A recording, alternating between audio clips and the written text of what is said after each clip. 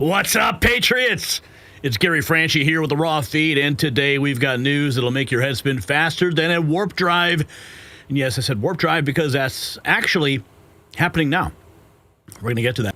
But first, let me tell you what makes the show different. We don't just talk at you, we talk with you. Your live chat reactions, your super chats, your Rumble rants, they're all part of the show. So fire them up right now. Even before we begin, we're going to put your comments on screen for millions to see worldwide. Speaking of millions, we're streaming live on YouTube to viewers across the globe, but we're also simulcasting on Rumble and X. If you haven't followed us there yet, you need to.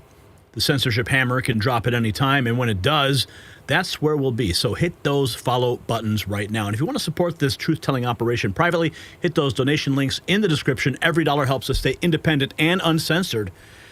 You want to show off your support for real news? Check out our merch shop. Shop.nextnewsnetwork.com. We've got Alligator Alcatraz shirts, President Auto Pen Designs, and our American Badass series. We're your favorite news source with pride. The real pride. And I want you to text this show to your friends right now. Copy the link, paste it into your phone, and blast out those text messages. It is the number one way to bypass big tech's algorithm. One-to-one sharing. Also, share it on X, repost it to your followers. They can't stop us if we spread the truth, person to person. You can also join our YouTube channel memberships. Each level comes with its own perks, special recognition in the chat, exclusive access to the Next News team, behind-the-scenes content. Man, these glasses always want to just fall down. And our members-only 24/7 Discord server. Be part of the inner circle that's fighting for truth. Now, let's go back in time. August 19th, this day in history. 1991 was the year. On this very day, Soviet hardliners launched a coup against Mikhail Gorbachev, trying to stop the collapse of the USSR. They failed spectacularly. The old guard couldn't stop the tide of history. Sound familiar? Well, today we're watching another empire of lies crumble. The deep state, the war machine, the education cartel. And just like those Soviet dinosaurs, they can't stop what is coming. Which brings us to today's explosive topics. First, Trump. He's done the impossible. After 3.5 years of carnage in Ukraine, he's got Putin and Zelensky ready to meet. The war hawks said it wouldn't happen. The military contractors prayed it wouldn't happen. But Trump picked up that phone and he made it happen. And while he's bringing peace abroad, he's bringing order at home. Washington, D.C., our nation's capital that became a war zone under Democrat rule, is being transformed. 465 arrests and counting. MS-13 thugs in cuffs. Streets that were no-go zones are now safe for your family.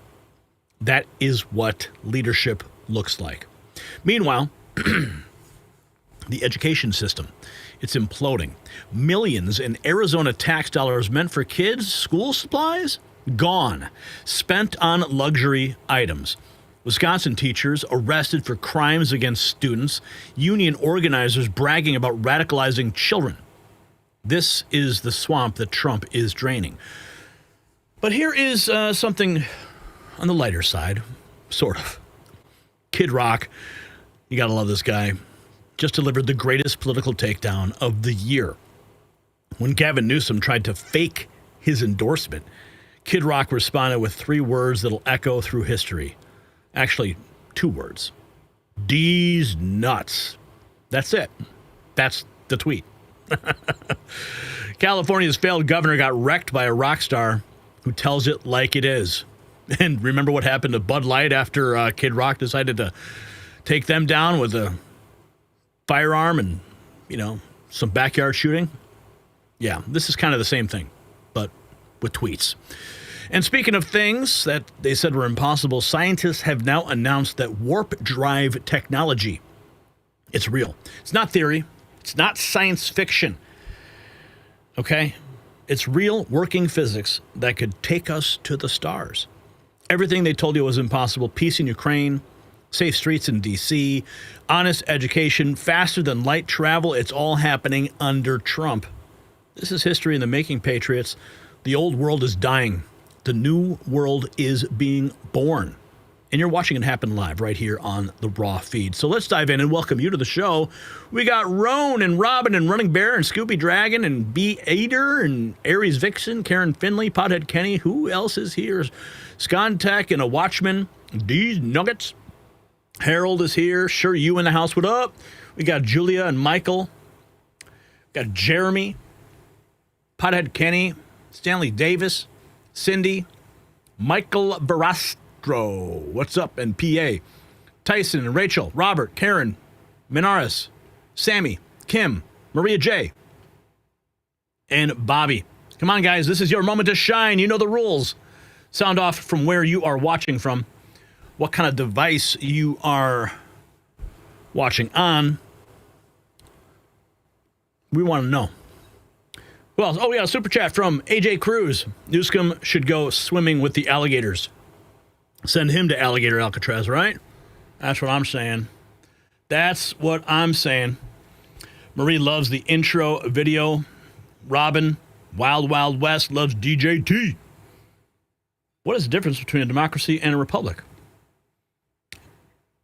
And I think the difference between the two is that what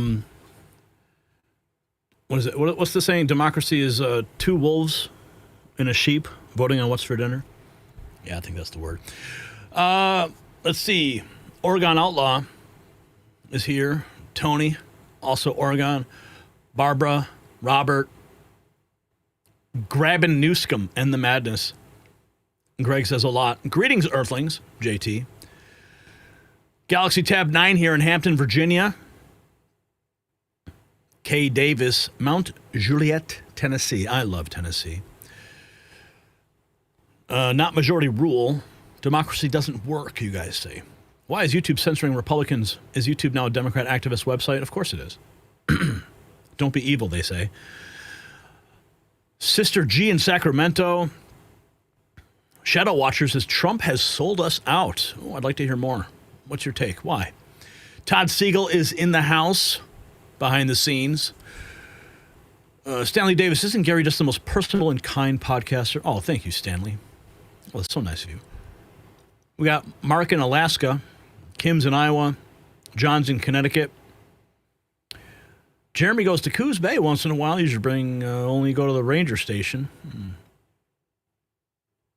Hello, Todd. Hello, Greg Kirby.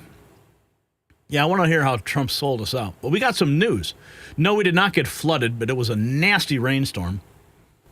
I was actually returning from the Fan Expo in Rosemont when that storm came down. I was driving my DeLorean time machine, which is the larger version of this right here. Anyway, Unionville, Missouri. David's here. Oh, I love it. New Zealand in the house. Michelle's here. What's up? Why is YouTube censoring Republicans again? John, we got you the first time. Timothy's here from behind enemy lines in California. I know. I feel you. I'm behind enemy lines in Illinois. Greg Kirby, Doc Brown. Janie Robinson from the Buckeye State. Michael Jones, Virginia Beach. Gavin Gruesome has a permanent smile. I know, he's like the Joker. Not too much. Hello from Texas. Maricopa, Arizona, and Tyson. Blessed mess, some scary-looking clouds. They were nasty. They were. Concord, Mass. Alice. Jag Clouds from Indiana. Oh, Sharon's from near Alligator Alcatraz. That's cool. Stoney, we need a Trump in the UK. Gavin looks like the Joker. He does. Hi, Sharon. And Walden Pond. Is that it, Allison? Marine, investigate. Brian. Jerry Warter. Joaquin Phoenix. Stanley. We need a Trump in Canada. Good luck up there. You guys are screwed. Hot Rod Mike still alive in Jive in Florida. Mary Copa. Did I say that wrong? It's great when you welcome us. Hi, Sharon. What's up, Chino Jr. in the house, and Julie and Greg and Sharon and Alice and Kenneth and Jackie and Shadow. Okay, we got to get to the news. I can sit here and just read the chat room all day, but I know people want to hear the news because that's what's important. That's what you came here for. So I will deliver as promised. We got our first topic coming up. We're going to talk about what's going on with this peace deal. But first, a question. What year did Reagan call the USSR an evil empire before its collapse? Was it A, 1983, the year of truth? B, 1776, when Washington crossed the Delaware? Was it C, 2025, in a Trump time machine? Or was it 1969? Just nice. Okay. Those are your options right now. But we got to get some news cooking. A lot happening today in the briefing room. So let's get at it. The phone call that changed everything just happened. After 3.5 years of death and destruction, one man picked up the phone and did what they said was impossible. And of course, the war profiteers are panicking. The forever war crowd is in meltdown mode. European leaders who got rich off the chaos are suddenly singing a very different tune. What President Trump has just accomplished in a matter of days has the entire military-industrial complex reeling. The meetings are set, though. The players are at the table, and the bloodshed that's claimed hundreds of thousands of lives might finally be coming to an end. But the swamp media doesn't want you to know all the details, but we'll give them to you. So stay locked in. And if you're getting close to retirement or just thinking ahead, you've probably done a solid job of saving, but here's something most people don't consider. How much of that money is just sitting in cash? Well, it might feel safe, but holding too much cash guarantees only one thing. You are losing purchasing power. Inflation eats away at it, and the dollar's value keeps slipping.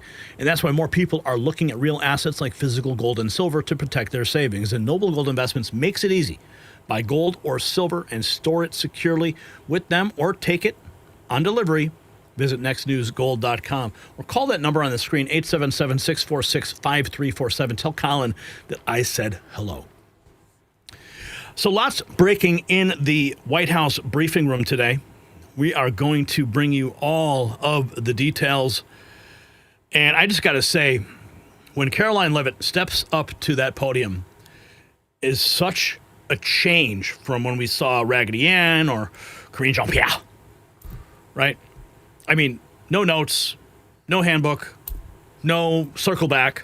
It's straight fire and facts, dismantling all the fake media spin.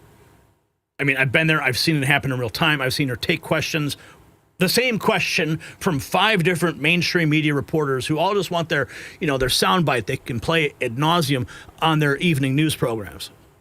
That's how the mainstream media works. But she does a wonderful job of dismantling it.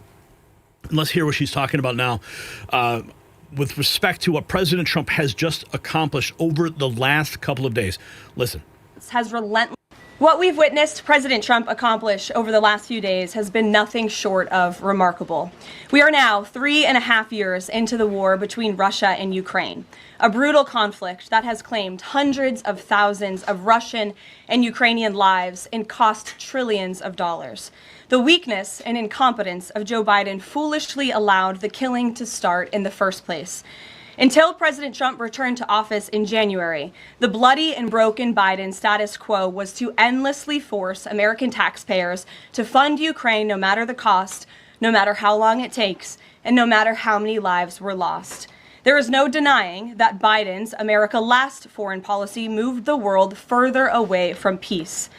President Trump rejected that failed approach, and instead, over the last 7 months, has relentlessly pursued peace throughout his second term. And thanks to President Trump's efforts, we finally have movement after years of deadly gridlock. On Friday, as you all know, many of you were there, President Trump hosted Russian President Vladimir Putin in Anchorage, Alaska, for a bilateral meeting. This was the first time President Putin has been to the United States since 2015, and the first time he has met with an American president in years. President Putin publicly confirmed what President Trump has said all along. The war between Russia and Ukraine never would have started in the first place if President Trump were in office. This was always obvious to any person with a shred of common sense. Just look at what took place during the last 4 administrations. Under George W. Bush, Russia invaded Georgia. Under Barack Obama, Russia took Crimea. Under Joe Biden, Russia invaded Ukraine. But under President Trump, Russia did not invade nor take anything. President Trump is the only president this century, Republican or Democrat, who has held Russia in check. That picture right there. That picture right there. Look at him, pointing right at Putin's chest. That picture is history. I remember when the White House published it. Absolutely amazing photograph. Black and white. It tells the whole story right there. Who's the freaking boss now, right? Yeah, Joe Biden could never pull that off, ever. And ensured peace in Europe. That's because Russia has always greatly respected President Trump and his peace through strength foreign policy approach. But overall, the bilateral talks in Alaska were very productive, and multiple key points were agreed to between the two leaders that truly opened up the door for Phase 2 discussions, which took place yesterday here at the White House, within 48 hours of that meeting in Anchorage, I may add. As you all know, there were many European leaders here, as well as Ukrainian President Zelensky. They all traveled here to meet with President Trump to maintain the momentum and work toward a lasting peace. Across the board, every leader credited President Trump for his decisive leadership that has reignited the dialogue in hopes of finally bringing this war to a peaceful conclusion. Two quotes in particular capture the progress that was made and the optimism moving forward. Finnish President Alexander Stubb said, "I think in the past 2 weeks, we've probably had more progress in ending this war than we have had in the past 3.5 years. Again, that is the president of Finland, a country that shares a border with Russia. That's what we call the President Trump effect. NATO Secretary General Mark Rutte also summed it up well. Without President Trump, this deadlock with Putin would not have been broken. He is the only one who could do this. What we've witnessed... The boss is back. Now, we've got some updates on the conversations that Trump had with Putin. Let's check in with the secretary.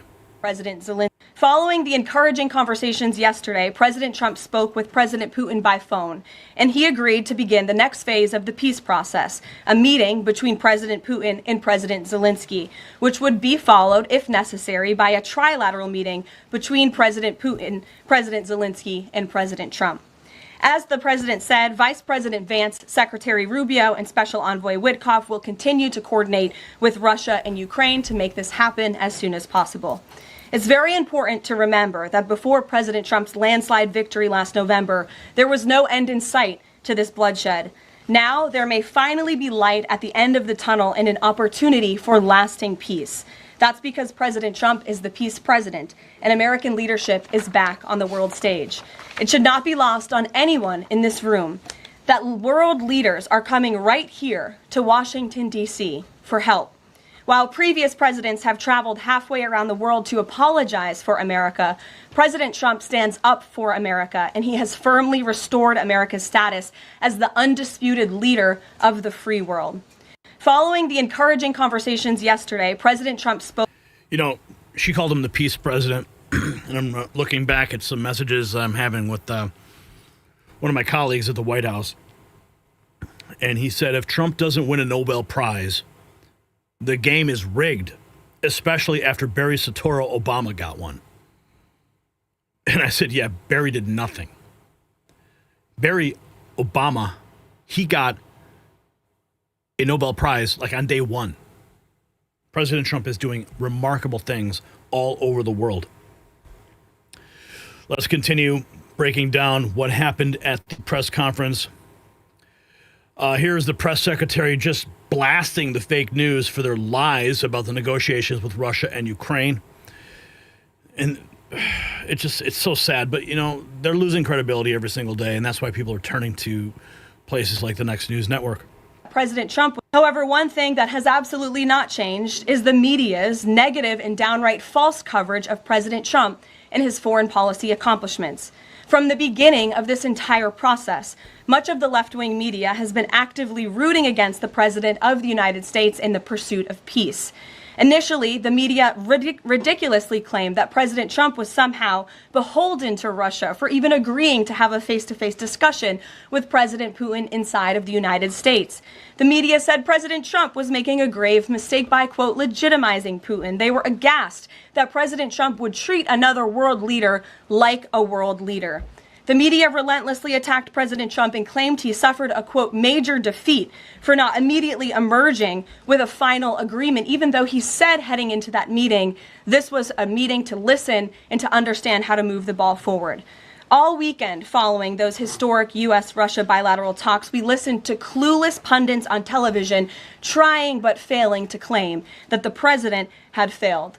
The so-called experts in the foreign policy establishment, whose record is nothing but endless wars, trillions of wasted taxpayer dollars, and dead Americans, have the nerve to try and lecture President Trump, who has solved 7 global conflicts in 7 months, about peace. This is the same president, by the way, who brokered the Abraham Accords in his first term, on top of more than half a dozen other peace deals this year alone, as I just said. We also saw yesterday the president of Ukraine and all of the other major leaders of Europe fly across the Atlantic Ocean to meet President Trump at the White House because of the progress that was made, and that, if you ask the media, failed meeting, but it was not. It was highly productive and it was successful. This is why Americans' trust in the mass media is at a lowest point in more than 5 decades. Diplomacy is a delicate process, and instead of reporting the facts about what is happening here at this White House and what is happening between this president and other leaders around the world, many outlets in this room continue to try to actively undermine the president and sabotage the efforts towards peace. However, it's because they're all part of the military-industrial complex. They all have an interest in seeing this war continue. Lots of money is thrown around during these wars. Here we have more from the press secretary stating the president has definitively stated that U.S. boots will not be on the ground in Ukraine. With our friends in Europe, and also the president has definitively stated U.S. boots will not be on the ground in Ukraine, but we can certainly help in the coordination and perhaps provide other means of security guarantees to our European allies. The president understands security guarantees are crucially important to ensure a lasting peace, and he has directed his national security team to coordinate with our friends in Europe and also to continue to cooperate and discuss these matters with Ukraine and Russia as well. The president has no boots on the ground. Here is a question that was raised. The question asked is, what indications is President Trump getting from Putin that he wants to have this meeting with Zelensky soon? Statement that what indications is the president getting from Putin that he wants to have this meeting with Zelensky soon? Because he spoke to him directly yesterday. And he expressed that rather than later. He spoke to that directly yesterday, and the president put that in his statement that he gave to all of you, the news media, knowing you'd be asking following that conversation in the effort of transparency. He spoke to him directly. We put it in the press release. Maybe you missed it. Yeah, nice work on that one there. Here we have this from the press secretary, that there will always be areas of disagreement without the president. Can you explain how this went from a trilateral meeting involving President Trump to now the focus being on this bilateral meeting without the president first? Well, look, the president has spoken to both leaders about this, and both leaders have expressed a willingness to sit down with each other. And so our national security team will help both countries do that. Ultimately, the president has always said that there are areas of disagreement in this war that will have to be discussed and decided upon by these two countries. And so he wants these two countries to engage in direct diplomacy. He's said that from the very beginning, which is why he's agreeable to the idea of having President Zelensky and President Putin get together. And I understand accommodations for that meeting are underway. As soon as we hear more details, we'll be sure to let all of you know. Can you explain? Wow. Can you imagine that? That will be a historic moment. Here's Jackie Heinrich asking a question of the press secretary. Since the president often says that this war would not have started if he were in office, and Putin confirmed that. It's true. Do you accept that as true? The European leaders do. Well, and President Putin himself said that, by the way. He did say that. Since the president often says that this war would not have started if he were in office, and Putin confirmed that. It's true. Do you accept that as true? The European leaders do. Well, and President Putin himself said that, by the way. He did say that. And that's a fact. Here we have this. Kerry Bone writing, Trump is the deal maker. French President Macron says any deal must allow Ukraine to live in peace in exclusive interview. Well, of course, that's the purpose of peace. Understand that. As President Trump was overheard on a microphone talking to you, and he said, quote, I think he wants to make a deal, meaning Putin. I think he wants to make a deal for me. You understand that? As crazy as it sounds. What went through your head when he said that to you? I think if, at the end of the day, if we have a deal which is compliant with this long-standing and robust peace, this is a great news. And your president, indeed, is very confident about the capacity he has to get this deal done, which is a good news for all of us, and can break this, I would say, this daily killings, which are the responsibility of the Russian aggressor. So I think it's a great news. My point, and this is why we've worked so hard during the past few months, and we need this convergence, is to be sure that this deal is not detrimental to Ukraine and Europe. And all of us, we want a deal and we want a peace deal.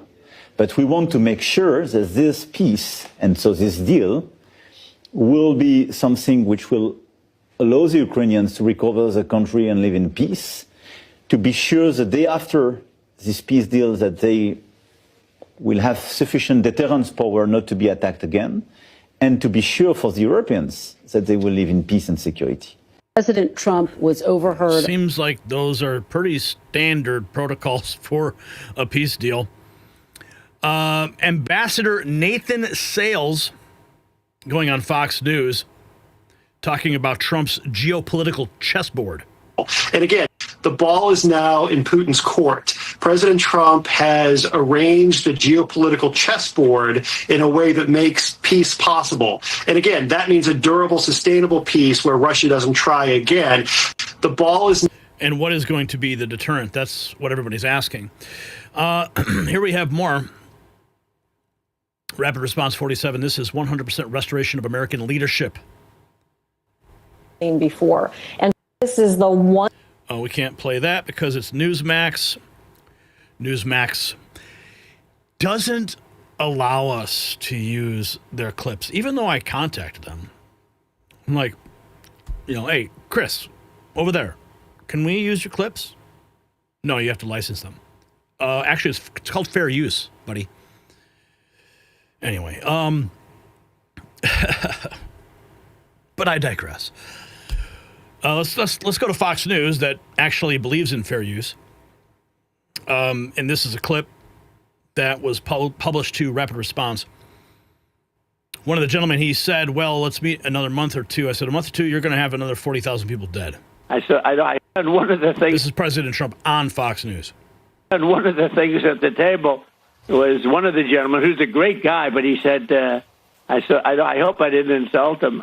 He said, well, let's meet in another month or two, and let's see if we can start, making some... I said, a month or two? You're going to have another 40,000 people dead in a month or two. You have to do it tonight. And I did, actually. I called President Putin, and we're trying to work out a meeting with President Zelensky. We'll see what happens there. And then if it works out, then I'll go to the trilat and close it up. And one of the things... I mean, think about that. President Trump is moving at breakneck speed. He does not want to see more people dead.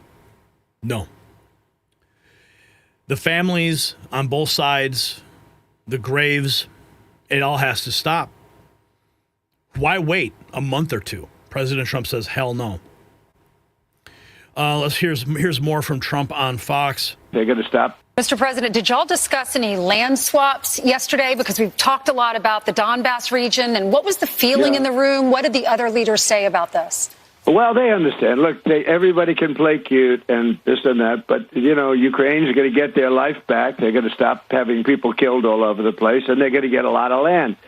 But this was a war, and Russia is a powerful military nation, whether people like it or not. It's a powerful nation. It's a much bigger nation. It's not a war that should have been started. You don't do that. You don't take on a nation that's 10 times your size. And military experts look, if it wasn't for the greatest military equipment, we make the greatest military equipment in the world, and we gave them, whatever. They took probably a lot of money too, but they had tremendous, they had the Patriot missile, which is the best in the world. All the equipment, we make the best equipment in the world by far. Everyone else is like nothing. So we gave them a lot of equipment. Now, with that said, the Ukrainian soldiers were brave as hell because they're fighting a force that's much, much bigger. And in theory, much more powerful. And, it's not like they've stopped. I assume you've all seen the map. A big chunk of territory is taken, and that territory has been taken. Now, they're talking about Donbass, but Donbass right now, as you know, is 79% owned and controlled by Russia. So they understand what that means. Mr. President, sounds like that's on the table. We're going to wait and see how this all shakes out. Continuing with the latest here. Here's more President Trump live on Fox and Friends. He said, and one of the things at the table was one of the gentlemen, who's a great guy, but he said, I hope I didn't insult him. He said, well, let's meet in another month or two, and let's see if we can start, making some. I said, a month or two? You're going to have another 40,000 people dead in a month or two. We played that already. My bad. Okay, let's go back to this one. On his call with Putin, he says, I didn't do it in front of them. President Trump, during the meeting yesterday, when you decided to call Vladimir Putin, what was the reaction among the other people in the room, and what was President Putin's reaction to being brought into a phone call in the middle of your meeting? Well, I think they expected it. I didn't do it in front of them. I thought that would be disrespectful to President Putin. I wouldn't do that because they have not had the warmest relations, and actually President Putin wouldn't talk to the people from Europe. I mean, that was part of the problem. They had no communication. They had no communication with the White House for years as people died. Years with Biden and his people. No communication. Putin told me years. It was years that he didn't speak to anybody from the White House, and it was a long time that he didn't speak to anybody from Europe. No, it's a fractured relationship. And when I came in, I always had, despite the Russia hoax, which truly was a very dangerous thing for our country, but despite that, I maintained a very good relationship. I mean, you saw that when he got off his plane, I got off my plane. There's a warmth there that you can't, there's a decent feeling. And it's a good thing, not a bad thing. People would say, oh, that's such a terrible thing. It's not a terrible thing. President Trump, during the meeting yesterday, treating him with respect. That's what you got to do. CBS News. What did they find out? Peace deal. A recent poll found that nearly 70% of Ukrainians now support a negotiated peace deal. That's up from just over 20% at the start of the invasion. Wow. Trump was right about Ukraine. You don't have to support Putin, but you may want to pay attention for a moment because something massive just shifted. The Hill, one of the biggest political outlets in D.C., just dropped an article called, sadly, Trump is right on Ukraine. That headline alone is enough to make half the media scramble for damage control. But what's inside that article is even more powerful. They admit that the war in Ukraine wasn't unprovoked, that it was Ukrainian right-wing militants who ignited the conflict back in 2014, long before Russia took Crimea, that Zelensky, far from being a hero of peace, rejected multiple peace agreements, pushed for NATO military involvement, and amped up aggression in the Donbass region. He banned opposition parties, shut down the media outlets, and then begged for more weapons to defend democracy. In the West, they didn't just let it happen. They funded it. They armed it. And they sold you a one-sided story on every major network day and night for years. They told you this war started in 2022, that Russia attacked unprovoked, that Zelensky was the last man standing between freedom and tyranny. That was a script. And if you questioned it, you were labeled a traitor, a Putin puppet, or even worse. But now, even the Hill is admitting it's not that simple. And here's what they're not saying out loud. Trump said all this years ago. He said NATO expansion was reckless. He said West was playing games in Ukraine. He said we were headed for a war we didn't need. And now the same media that mocked him is quietly backpedaling. So why now? Because the narrative is cracking, because independent journalists, alternative media, and everyday people like us kept pushing for the truth. Because mainstream media knows people are waking up. The same people who lied to us in Iraq and Afghanistan have been lying about Ukraine, and now they're getting caught. So no, I'm not a pro-Russia. I'm not a pro-Zelensky person. I'm pro-truth, pro-reality, and pro-peace. And here's the thing. You don't have to pick a side to see what's going on. You just need to pause, zoom out, and do a little bit of digging, because once you step outside the media filter, the picture changes. You start to see how much we've been manipulated, not just into war, but into turning on each other. The elites thrive on distraction, on outrage, on fear. But now So before you start replying with hateful words, take a moment. You have the chance to think for yourself. Question why you're so angry and look at what is being presented in front of you. I challenge you to do it. Not for Trump, not for Putin, not for a flag. Yeah, that guy's he's on point right there. The media just manufactures so much division in this country, and it's, I mean, if without the media, if the media was actually honest and they did their job, I wouldn't be here today. Bottom line. But I'm here because they push so many false narratives. And speaking of the media, let's take a listen to what Steve Bannon just said. He said Republicans just lined up for another Ukraine bailout. Are you kidding me? You do not. We'll tell you one of the big things they talked about today, Republicans getting on board. I reported the other day it was $36 billion. It's $54 billion. Another bailout of Ukraine, $54 billion arms package plus money. So they pay their teachers and they pay their public health workers and they pay the pensions. You got a big old nice pension. You sitting on a fat pension? How's that Social Security check look? Is that a big old fat pension that you got coming to you? Yeah, hey, folks under 30 years old, you got that big pension you looking out there in your golden years to have? No, you do not. Yet we're paying pensions for the guys in Ukraine. And now they're talking about a $54 billion. We're going to get all over that in the next couple of days. Trust me, we'll man up on that one. Make sure we blow that thing up like we blew up Mitch McConnell and took Mitch McConnell down on this last massive Ukraine package. It's absolutely sick. If you look at the economic numbers, they're good. They're not great yet. One of the reasons is massive federal spending. The way you get control of massive federal spending, let me think. Hang on. Wait for it. Oh, the defense budget. We can't be the world's policeman and pay for it, right? It's bad enough being the world's policeman, but they ain't paying the cop. The cop's paying for the privilege of being the world's policeman. It doesn't wash anymore. We don't have that flexibility. We'll tell you one of the big things they talk. Wow, another bailout for Ukraine? How about not? Erin Burnett fails miserably as she repeatedly tries to get Finland's President Stubb to speak out of line or say something negative about President Trump. This is why you hate the media. This is why you hate the media. And this is why CNN, the ratings are in the garbage. People watch the Home and Garden channel, more than they watch CNN. This was one of these meetings where we kind of took, 3 steps forward rather than any backwards. Do you know what Trump, said to Putin on the phone? I mean, what were the specifics that he put out there? Well, I mean, President Trump then, after the call, we agreed to meet in the Oval Office, and we had a very thorough briefing by him of the conversation. But obviously, in diplomacy, what happens in the Oval Office stays in the Oval Office when the media is not in there. Well, that isn't always true, but I appreciate that you are taking the high road and doing the right thing. I don't mean to laugh about it, but in this context, you're talking about he gets on the phone with Putin, then you all go into the Oval Office. There was a moment where I believe Trump was talking to your colleague Keir Starmer, and he said something that was caught on a hot mic. He was talking about Putin. Let me play it for you, Mr. President. I think he wants to make a deal for me. You understand that? As crazy as it sounds.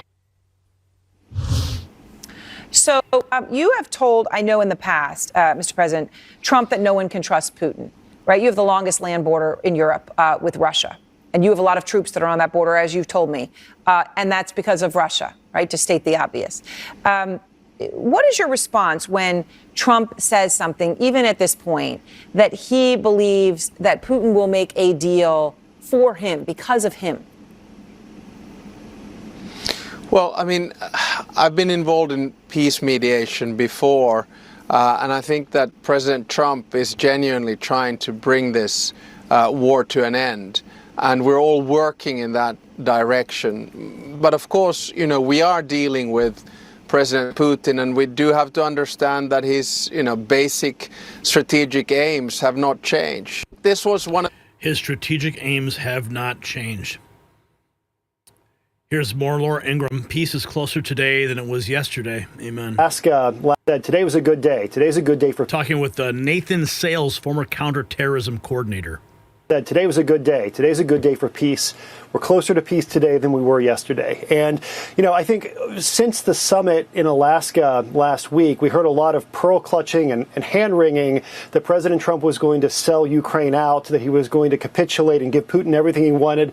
That is emphatically not what we heard from the president today. And don't take my word for it. Look at how the European leaders, look how President Zelensky himself has responded to today's talks. President Zelensky is telling the Ukrainian people this is the best meeting he's ever had with President Trump. So we're on a path towards a realistic and durable and sustainable peace. And what that means is once the fighting stops, it doesn't start again. We put in place mechanisms that will deter Russia from ever trying to attack Ukraine again, or even worse, trying to pick a fight with NATO. That has to be preeminent in everybody's mind. If we really mean peace, if we're really committed to peace, that means a durable peace, not just a break in the action that Putin can use to rearm and take another crack at Ukraine. Today.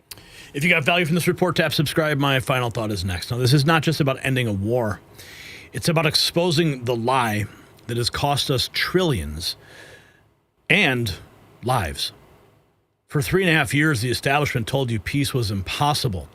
This negotiation meant surrender. They demanded endless weapons shipments, while your grocery bills doubled and your gas tank emptied. Trump just proved everyone wrong. One phone call to Putin. One demand for immediate action. No more delays while another 40,000 die. That is what America First leadership delivers. The same crowd that enriched themselves on bloodshed is now watching their war machine grind to a halt. So here's my question. Do you believe, and I'm serious about this question, do you believe that the military-industrial complex will try to sabotage this peace deal? Drop a yes or no in the comments. Let's continue this conversation. And while you're fired up, check out our merch shop. It's linked down below, where your support for real journalism on your sleeve.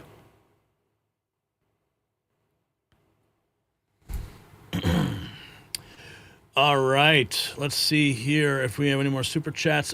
How is that even possible? Pothead Kenny became a member? What? Welcome back to the family, Pothead Kenny. Welcome back.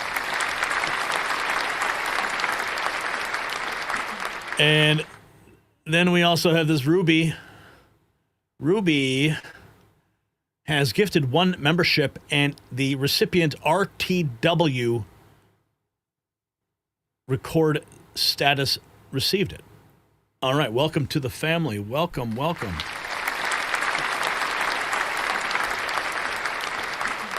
Okay, we're moving into our next topic. What are you guys saying? Never ending war?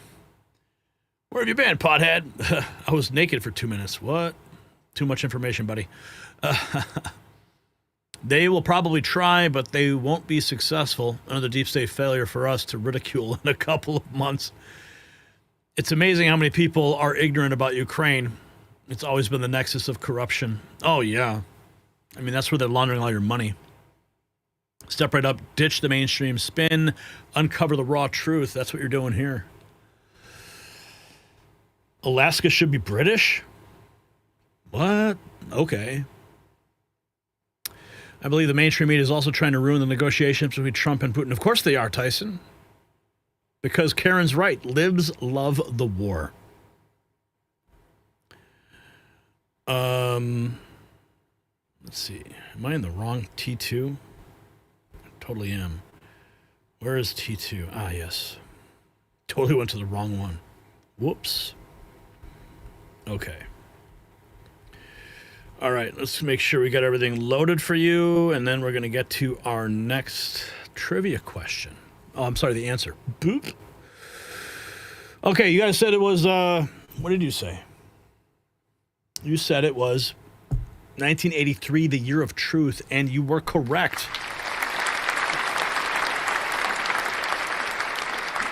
Yeah, baby. It was, yes, 1983, Reagan's Evil Empire speech preceded the USSR's collapse by 8 years, proving strong leadership accelerates history. All right, we're going to go into Trump's federal takeover of Washington, D.C., and the latest news on that front. But first, a trivia question. What year did Marion Barry say, "Bitch, set me up," after his D.C. arrest? Was it A, 1990, the crack mayor era, B, 2025 in the time loop theory, C, 1776 in the colonial scandal, or was it 1969? Nice year, bro. Okay. All right. Whatever. You guys could drop your answers in this one. Not sure what nice. That was D from the last one also said nice year, bro. Nice. I don't understand how that even works. Whatever. Okay. Yeah, Todd, these are kind of strange, this show. Anyway, let's get to our next topic.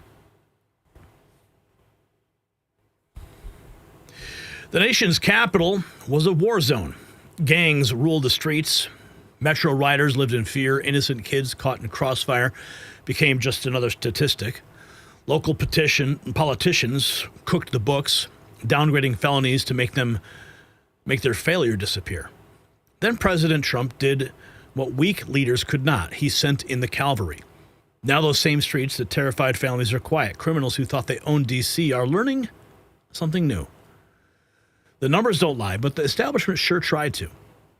What's happening now in Washington right now has residents shocked, reporters scrambling, and politicians sweating. The transformation is so dramatic, even hardened locals cannot believe their eyes. So don't turn away. Now, before we jump into today's news, here is a quick word from our sponsor, Hyperbit Technologies, trading under HYPAF on the U.S. market. As President Trump puts the spotlight on crypto and pushes forward policies to keep America ahead in the digital asset race, Hyperbit is charging ahead with next-generation crypto mining technology, expanding on their multi-million crypto treasury that already includes Bitcoin and Ethereum, and aiming to position itself to benefit from pro-innovation laws and executive orders. This is a complete, diversified company that gives you one-stop exposure to the entire crypto sector without having to pick and choose individual projects. Honestly, I could talk about Hyperbit all day, but Trump's bold pro-crypto stance basically says it all. So for everything that you need to know, check out the link in the description below, hyperbit.ca. We thank them for sponsoring this show. Now, we got some breaking news out of Washington, D.C. Nick Sortor reporting that the D.C. Police Union chairman just confirmed that higher-ups will come to the scene of violent crimes and order them to be written up as a lesser offense. He said it's a crime to manipulate the data and called for the DOJ to prosecute those involved. This is just a few hours ago. This is the D.C. Police Union chairman. So can you confirm for us that there have been police officers and detectives and members of law enforcement in D.C. who on the scene of crimes have been told, yeah, don't write that one down, or don't add that to the list, or put that down as a more minor offense? Absolutely. That's one of the chief complaints of our members when we go around and talk to them, is that they respond to the scenes of these violent crimes. And inevitably, you'll have a captain or a commander or sometimes a lieutenant show up on the scene and advise them to take a report for a lesser offense. One of the things that we see them do often is sometimes there'll be a shooting or a stabbing, and if the victim is uncooperative with the police, which is not uncommon in some areas of the city, they'll be directed to take an injured person to the hospital report, which is not even a crime at all. It's an incident report. Sometimes you'll have a robbery. It'll be reported as a theft. Other times you'll have burglaries that are reported as unlawful entry or thefts. This is something that's been, unfortunately, part and parcel of the police department for some time, and we're very skeptical that these crime stats are accurate. That's extraordinary. What is the motivation? Why are these commanders or higher-ups arriving on the scene during apprehensions and telling police officers to indicate something other than what actually happened at the scene? Well, the only explanation could be to keep the crime stats down, because politically that's expedient for the police department and elected officials in the district. I mean, let's go back to how we got here, which is that in 2020, the D.C. City Council passed the Comprehensive Policing and Justice Reform Act, which was a sweeping piece of legislation designed to hamstring police officers, to reduce the size, scope, and responsibilities of police officers. In addition, it also prevented us from holding criminals accountable even when they're convicted of crimes. And so now here we are 5 years later, the police police department with an authorized strength of 4,000 sworn members. We only have 3,180, leaving us with over 800 vacancies for the position of police officer. In order to make up for that gap, the police department uses 2 million hours of mandatory overtime to cover the demand for police officers. And so because of that, crime has skyrocketed in the district. And one of the things... And we have this now. Chicago One Ray writes that Ohio, Missouri, West Virginia, and South Carolina sending up to 100 of their National Guard to help in the effort to rid Washington, D.C. of its crime problem. Over 380 arrests have been made. 58 firearm scenes, since Trump federalized D.C. Listen to this. Their National Guard. Nation's capital, and now Attorney General Pam Bondi is getting additional resources in her effort to try to bring peace to Washington streets. Here's correspondent David Spunt. A larger military presence on the streets of the nation's capital as the governors of Ohio, West Virginia, Mississippi, and South Carolina prepare to send hundreds of their National Guard troops to patrol D.C. I feel it needs to be done. Something needs to be done. Tamara Jackham's son, Eric Tarpinian Jackham, was a 21-year-old college student, an innocent bystander fatally gunned down in a random act of violence on June 30th. Authorities are offering a $40,000 reward for his killer or killers who remain at large. His mother tells Fox Digital things need to change in Washington. Everybody is a potential victim, in my opinion, in D.C., and it doesn't matter where you're from. Some Democrats disagree with the White House approach. All of this is a total abuse of power. It's a manufactured emergency. D.C. Mayor Muriel Bowser posting on social media, American soldiers and airmen policing American citizens on American soil is un-American. Trump administration officials are touting more than 380 arrests since federal operations began less than 2 weeks ago. They also say 59 illegal firearms have been seized. We have been working hand in hand with our great men and women in the Metro Police Department, the Transit Authority. We've brought in the Park Police, the National Guard, all of the agencies that fall under me. Mayors of other large cities are paying close attention to what's happening in D.C. We do need assistance on the federal level to deal with the flow of illegal guns into our streets. We know how to nation's capital, and now New York Mayor Eric Adams. He's watching closely, saying, yeah, we need some help in New York. You see, Eric Adams, though, I think he's seen the light, especially after that massive influx of illegals that came to his city by way of Texas because of Governor Abbott and the crime that followed it. Now, of course, the mayor of Chicago, Brandon Johnson, he's still hiding in his house, having anxiety attacks. Salty Cracker posting this 5 hours ago. I'm sure the people that steal elections would never manipulate crime data. Gunter Eagleman, he was quote tweeting, about time the DOJ and Judge Janine have launched an investigation into Washington, D.C. crime data manipulation. Welcome back. Breaking news. Fox News has confirmed the Justice Department is now investigating whether crime data in Washington, D.C. was manipulated to make it look lower. David Spunt at the DOJ this afternoon. David, what can you tell us about the investigation? Well, hi, Jillian. Two sources briefed on the probe tell us that, yes, the Justice Department is investigating whether or not someone or multiple people may have manipulated crime data when it comes to Washington, D.C. crime statistics. This investigation is being run out of U.S. Attorney Jeanine Pirro's office here in D.C. Also, Maine DOJ, where I'm sitting now and speaking to you, also has a hand in this probe. Again, these are just allegations. President Trump mentioned something about it yesterday on Truth Social and said that there is an investigation underway. Then we were able to confirm that as well from two independent sources. I will note, if you go on the D.C. website, Jillian, it says violent crime is down 26% from what it was last year. But we asked, after seeing a report from a local affiliate here in Washington, D.C., that a police sergeant was put on leave. We asked, MPD said that they could not confirm the existence of an investigation, but not many other details other than to say right now there is a DOJ investigation into the possibility that some of that crime data was manipulated to make things look actually safer. Of course it was manipulated. I mean, how else can they go ahead and cover their crime and cover their ass because their policies suck? Here is a D.C. resident reacting just a few hours ago to the National Guard troops keeping travelers safe on the metro. Guard troops. I feel safer. I do. It doesn't bother me at all. I just feel more military police presence there are. I just feel like I'm more inclined to be downtown more often than I usually am, especially in the evenings. And if you take Metro bus, be aware you may see National Guard troops at the bus stops as well. Oh, man, if I saw them, I would just be like, thank you, guys. Here's the press secretary earlier today in the briefing room talking about Trump's remarkable success in cleaning up D.C. crime. There were President Trump's efforts to make D.C. safe again are working. There have been a total of 465 arrests since the start of this operation on Thursday, August 7th. Last night, there were a total of 52 arrests, including the arrest of an illegal alien MS-13 gang member with convictions for DWI and drug possession.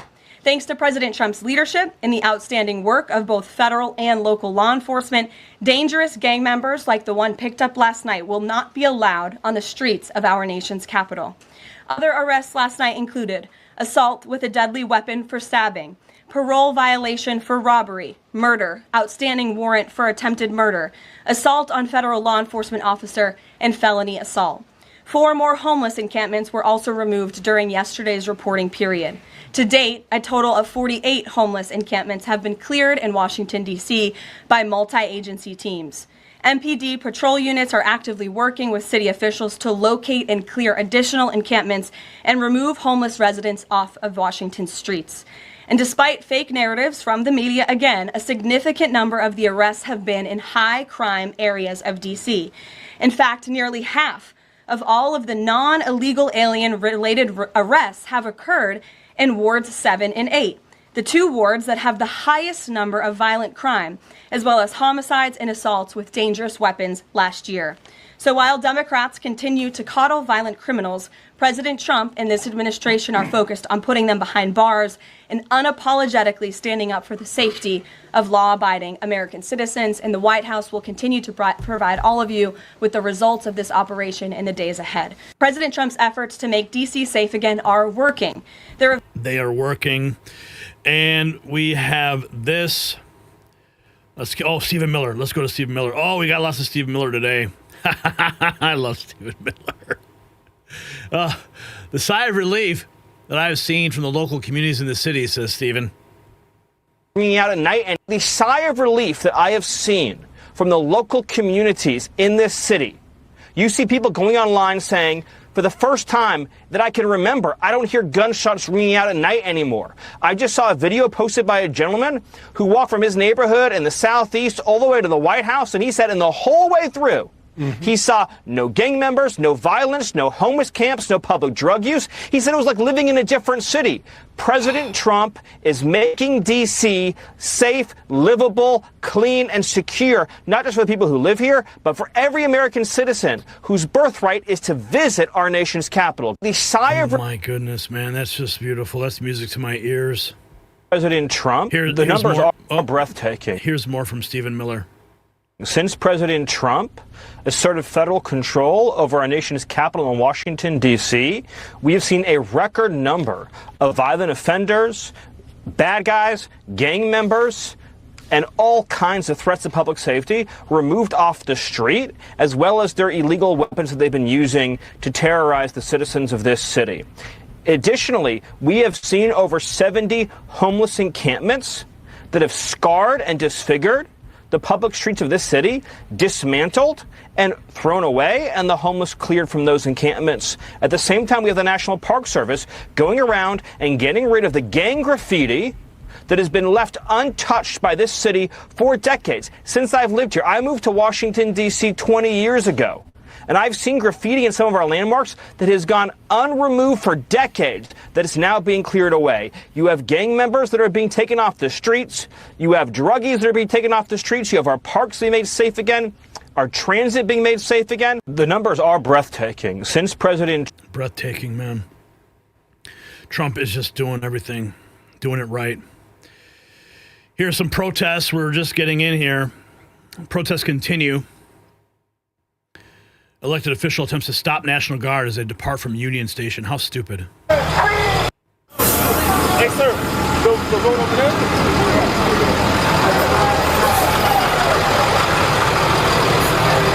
Hey, watch out!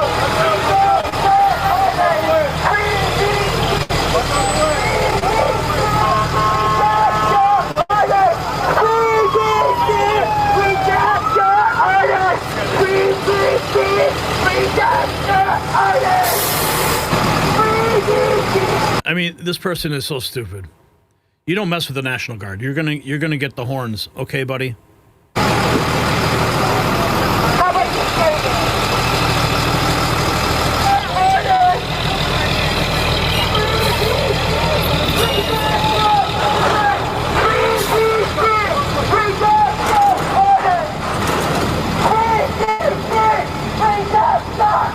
Yeah, you're gonna get the horns, kid.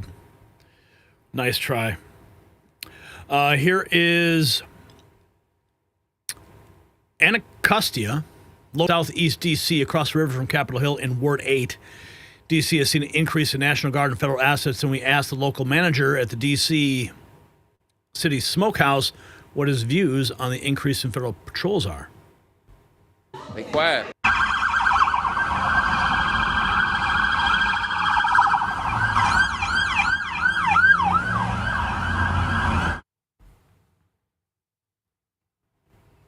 The presence there. But they hopping out, you know what I'm saying? They are making their presence felt because you can tell because the streets are, they quiet. You know, a lot of people don't want that smoke.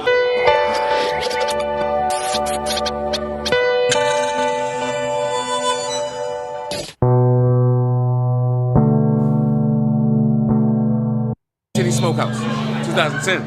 Yeah, we've been around for a minute. And do you live in the area as well? I do. I live in Southwest. If they doing the right thing and they doing right by the people, I ain't got no problem with it. Right. As soon as they be on something else, don't think I'm with it, because I'm not. I'm all about order. You know what I'm saying? We all need order out here, just so we can get along and have some type of peace. It's good because it'd be good the kids to come outside and start playing in the neighborhoods and stuff like that. And if you're doing your job to that degree and you letting it, you know, letting the neighborhood open back up like it used to be, it's fine. But if they got other intentions, then it's no good. You gotta take the streets away from the youngsters. You hear me? They run to the streets. Anytime they get an opportunity or something like that, they run to the streets because the streets make them feel like it's easy. You feel me? They take the hard work out of it now. Everybody want easy money. It ain't about easy money. You get a fast-paced situation, and then you got a fast ending. Nah, the hard work is where it comes from. Right, you think about today, not necessarily tomorrow. You know, the immediate situation there. I saw the building down here on my right, your left, has bullet holes above the doorway, and the window got shot out. You know, just as an outsider, it feels dangerous. Do you feel like it's dangerous down here? Yeah, you always like that. The youngsters out here, they wilding because they do the wildest things. You know what I'm saying? They got their ski mask on. Like if you a mayor, I'd be like, if I see you with your ski mask on, you spending the whole week in jail. You know what I'm saying? You scaring old folks out here. What are you doing? Like for real. You're not supposed to be scaring the old folks. That's the last thing. Even little kids, they know what that means. Take the mask off. You know what I'm saying? They got to do something about the masks. That's just making them vulnerable. Totally fair. Wow. D.C. is getting cleaned up. Here we have this residents in D.C.'s high-crime neighborhoods backing the federal takeover of police. Washington Times reporting. Here's a flashback. D.C. Metropolitan Police Sergeant turned whistleblower claimed department officials were distorting crime statistics, including downgrading felonies to misdemeanors. Has been suspended. Crime. But according to a sergeant turned whistleblower, the numbers weren't always to be trusted.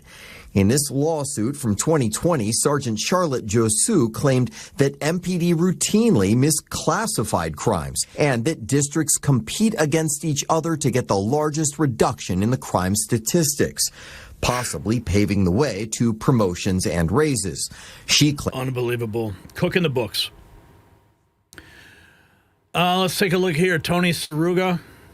GPS, there were 318 mobile devices present, including law enforcement and media. 92% of it present at 5 or more past D.C. protests. 67 appear to be likely federal government employees with their mobile devices accessing both keycard-required garages and federal buildings. Quote tweeting Only a scootercaster, hundreds of anti-Trump protesters outside the White House in Washington, D.C., chanting, "Trump must go." And the point here is that they're pointing out that these mobile devices present included law enforcement and media. Unbelievable. Trump must go now!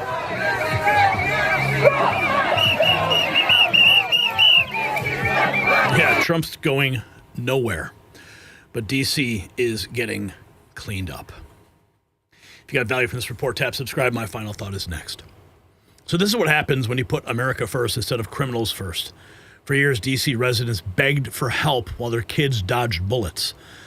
The local government's response, lie about crime stats and let MS-13 run wild. Well, Trump's response, 465 arrests and counting.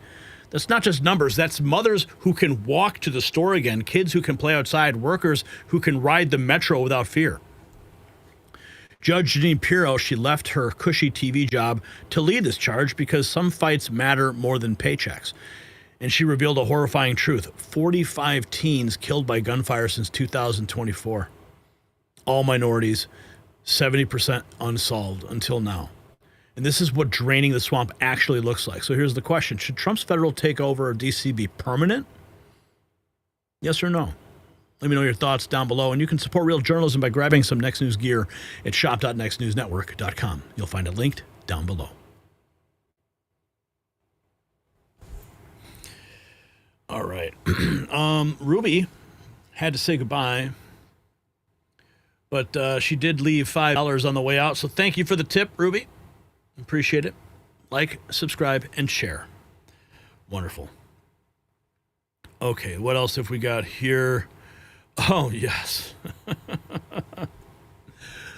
Okay. You got to love this next segment.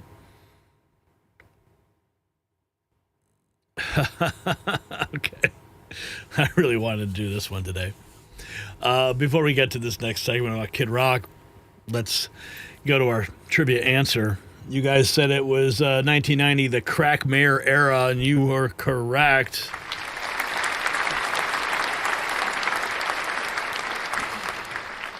In 1990, Marion Barry crack cocaine arrest exposed D.C.'s corruption decades before Trump finally cleaned it up. Sheesh. Okay, we're going to get into D's nuts in a second, but first a trivia question. Which rock star told California's governor to shove it in the 1980s? Was it A, Ted Nugent with a crossbow? B, was it Ozzy with a bat? C, Kid Rock's dad, probably? Or D, Johnny Cash flipping the bird? 1980s. I'm going to go with Ted Nugent on this one, I think. That's where I'm going to go. We're going to find out the answer after this segment, so don't go anywhere.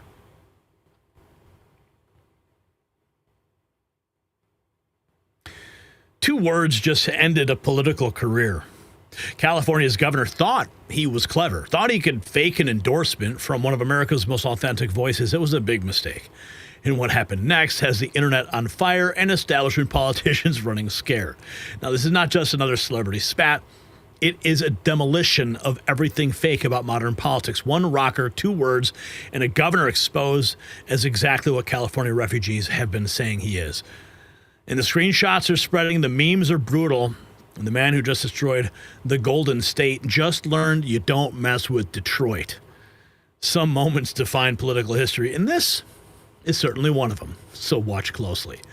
Now, if you're getting close to retirement or just thinking ahead, you've probably done a solid job of saving, but here is something most people don't consider. How much of that money is just sitting in cash? You might feel safe, but holding too much cash guarantees only one thing. You are losing purchasing power. Inflation eats away at it. The dollar's value keeps slipping, and that's why more people are looking at real assets like physical gold and silver to protect their savings. And one company makes it very easy. Noble Gold Investments. You can buy gold or silver coins or bars and have them shipped directly to your home or stored securely. It's a smart way to convert cash into something that actually holds value. The best part is Noble Gold is fair, they're transparent, and they don't pressure you. Just solid information and real options. Visit nextnewsgold.com. It's linked down below, or just call that number on the screen, 877-646-5347. And when you talk to Colin, you tell him that Gary said hello. All right. So the world is on fire. I should really say California, or maybe it's just the governor's mansion in California, because this is what Governor Newsom's press office had put out. Kid Rock wants you to support Gavin Newsom.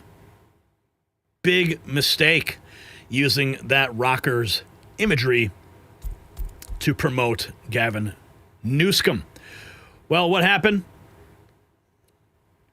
He fired back. And this is what he said. The only support that Gavin Newsom will ever get out of me is D's nuts.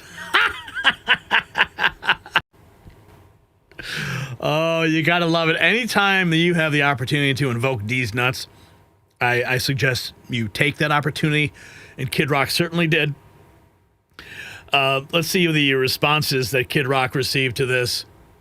Wow, let's see. We got 4.4 million views on his response to Gavin Newsom. 9,151 reposts, 1,150 quotes, 77,000 likes, 1,200 bookmarks. Elon Musk even responding with just a simple laugh emoji. I love America news. You should sue Gavin Newsom into oblivion. He's trying to destroy your reputation with your fans. Kid Rock saw a shadow yesterday. 6 more weeks of fireworks. Yeah, baby. Project Constitution posting this. Kid Rock versus Newsom. The stunning origin story that you missed. Let's take a little bit deeper look. In the latest twist, video proof Kid Rock just roasted Gavin Newsom. So Newsom faked a Kid Rock endorsement, trolling or defamation, court drama incoming. In the latest twist, the worst governor in America, Gavin Newsom, just retweeted a fake Kid Rock endorsement, complete with stars and stripes suit photo. Thanks for the endorsement, Kid Rock caption. But here's the kicker. It's not random trolling. It looks like the retaliation for a public feud set off by this explosive tweet about Newsom's visit to Nashville. In the tweet, Kid Rock blasts Newsom, accusing him of hypocrisy, political pandering, or worse, setting the stage for a public clash. Newsom's response, a weird, likely defamatory stunt using a fake endorsement, smells like something that could cost him in court. Is this petty social media warfare, or could Kid Rock actually sue for defamation? From CountryCast on YouTube, hold onto your feeds. This mess is far from over. Let's check in with this guy. Music City. Officially, it's probably only a matter of time before we see the great Kid Rock running for office. It seems like every time a controversial political figure makes a move, you can count on Kid Rock to be waiting in the wings with something to say about it. And this time he's taking aim at California Governor Gavin Newsom. But he did so in a pretty interesting way, by letting a bunch of angry Nashville residents do the talking for him.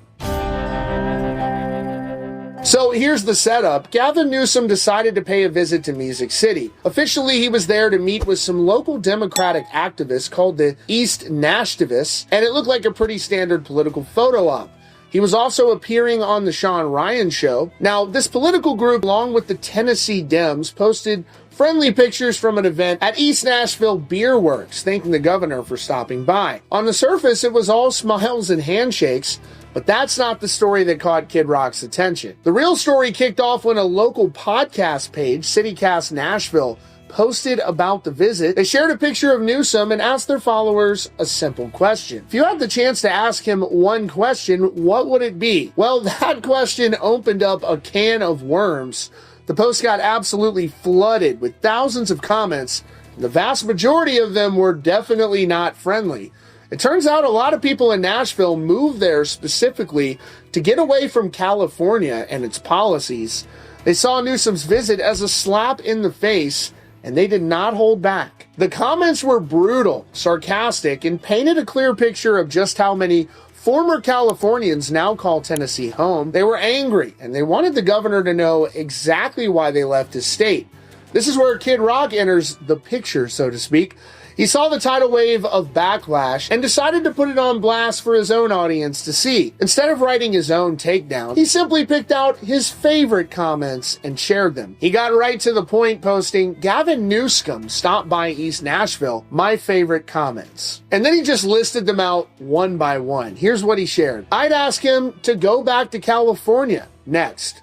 "Do you remember that time you were arresting people on the beach for breathing fresh air?" Another wrote, "I came here to get away from him. Send him back." Another said, "Why do you think people from California keep leaving?" Another asked, "How did you buy that $9 million mansion on your salary?" It's a good question. Another said, "Why aren't you in your own state fixing your problems that you and your administration caused?" Another said, "Don't California my Tennessee." Another wrote, "How did you ruin California so quickly?" Next, "Where did the $20 billion go for the homeless in California?" And maybe the most pointed one of all, "Want to come see the house I bought in Tennessee specifically so I could get away from you and your failed policies?" You know it's bad when Kid Rock is like, "I don't even need to say anything. I think the residents of Nashville have it covered," and they're making their feelings very clear. Now, Sean Ryan's appearance with Gavin Newsom is out everywhere now. That episode has been somewhat controversial, with a lot of conservatives feeling like he didn't even deserve to be on that podcast, given all of the issues that are in California. And obviously, Sean Ryan took him to task and asked him a lot of really tough questions. He has a very great podcast. Let me know what you think down in the comments below. Country cast, nailing it. I mean, the reason that Newsom is or was in Tennessee is simply because he is testing the waters for a presidential run.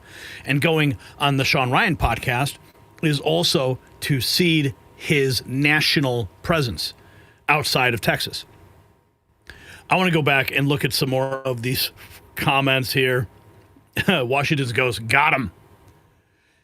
"You've always had a way with your words that leaves people satisfied." The memes. Everyone's loving the memes. LOL. Haha. Juanita Broderick writing, "Thank you, Kid Rock. Steve Guest, what a banger." Miri King, "Whoa, someone better get some ice for that zinger." Oh, man. Good, because this is California. I don't even want to know what's going on in this one. Because Gavin will never be Trump. Stay informed. Get connected. And then this, "I just signed a bill to make this illegal in the state of California. You can no longer knowingly distribute an ad or other election communication that contains materially deceptive content, including deepfakes." Oh, that's a reference to when Mr. Reagan, Chris Coles, made that video about Kamala Harris during the campaign. And Gavin Newsom was furious about that. That was great. Let's continue to take apart Gavin Newsom. Let's take a listen to this. This is Kid Rock with Jesse Waters. Listen, I was just watching your clips, and we have this low birth rate in America, and it all made sense to me. It just hit me right now, because who's going to sleep with these ugly ass, broke, crazy, deranged, TDS liberal women? I mean, you look at these rallies, it's like a bunch of women that no guy wants to sleep with and a bunch of dudes that want to sleep with each other. Here is a California sheriff making a promise to expose Gavin Newsom. The greatest innovators. My message is, Gavin Newsom, I am going to expose you for the complete fraud that you are, the liar that you are, and you will never, ever be the president of this country. You will never do to the rest of the country what you have done to California. California's problems are completely caused by California government. We have the greatest businesses, we have the greatest people, we have the greatest business minds, the greatest innovators, the greatest creators, the greatest entrepreneurs in the country. We have the fourth largest economy that is artificially propped up to be something good. And the thing that is preventing us from being great, from achieving that California dream that that I came here for, the only thing preventing us is government. Government has its boot on our backs, keeping us down with over-regulation, activism, appeasement of activists, instead of taking care of the majority of Californians as a whole. And it's an agenda. It is a complete agenda of making sure that government is in control of all of our lives instead of us being in control of government. And so the only reason I'm doing this is to restore that balance. The balance is supposed to be that government is supposed to be working for us. We are not supposed to be working to increase the size of government. And that's the only reason why California is no longer the greatest state in the country. You can have our politicians say it as much as they want, but we are the laughingstock of the rest of the country. We are the laughingstock of the world. My wife and I were fortunate enough to go to Europe last year, and we had the first night there we splurged. We had an unbelievable dinner with we paid for a sommelier to come and make sure that we learned everything about Italian wine and all of that stuff. The first introductions, where are you from? California. And he laughed and he said, you guys have that crazy governor. And we're just looking at each other like, how would someone across the world know that we have a lunatic for a governor? So we started talking about it, and he's like, everyone wants to go to the United States, and it used to be everyone wants to go to California. Here, no one wants to go to California anymore. They'll go to California for Disneyland. That's it. And it's embarrassing. It's absolutely embarrassing that we are no longer the greatest state in the country, and we're still all the same people. We're still all the same businesses. It's our government that has completely changed and brought us to this laughing stock position, and I'm going to take it back. I take some blame for it, because I wasn't standing on the rooftops yelling to everyone that we had to stop this, look what's going to happen. And so while I was concerned with my career, my life, my family, my own home, and making sure that I was secure, I kind of just wasn't paying attention to what government was doing, and now it's affecting everyone. So I will make sure that what I came to California for, my California dream, I will make sure that every kid growing up now has that dream, and even the kids that now are from 20 to 35, that it's impossible for them to make their California dream. I'll make sure that I make up for it, and we return the ability to look at that Gold Coast as the beacon for the rest of the country. And if you're going to make it, you come to California to make it, and you work hard and you'll do it. That has to happen again. And that's really the only reason I'm running for governor. My message... Oh, yeah. Running for governor. Take him out. Who will ever forget this clip? Gavin Newsom getting destroyed at a debate when his opponent says, if you can't trust Gavin with your best friend's wife, how can you trust him with your state? The question is very simple, ladies and gentlemen. If you can't trust Gavin with his best friend's wife, how can you trust him with your state? The question is very simple, ladies and gentlemen. If you can't trust Gavin with his best friend's wife, how can you trust him with your state? The question is very simple, ladies and gentlemen. That is brutal. And, of course, who can forget this? We covered it yesterday. Newsom has the blood of 3 people killed by this illegal alien on his hands. Florida AG Uthmeyer says he's seeking life in prison, and then he'll be deported. Raise your hand if you want the families of the 3 victims to sue the crap out of Newsom. Joins me now, taking an illegal U-turn, killing the 3 people inside the van. The migrant, who is believed to have crossed the border illegally in 2018, was granted a commercial driver's license by the state of California. He now faces vehicular homicide charges and deportation. Florida Attorney General James Uthmeyer joins me now to talk about this horrific situation.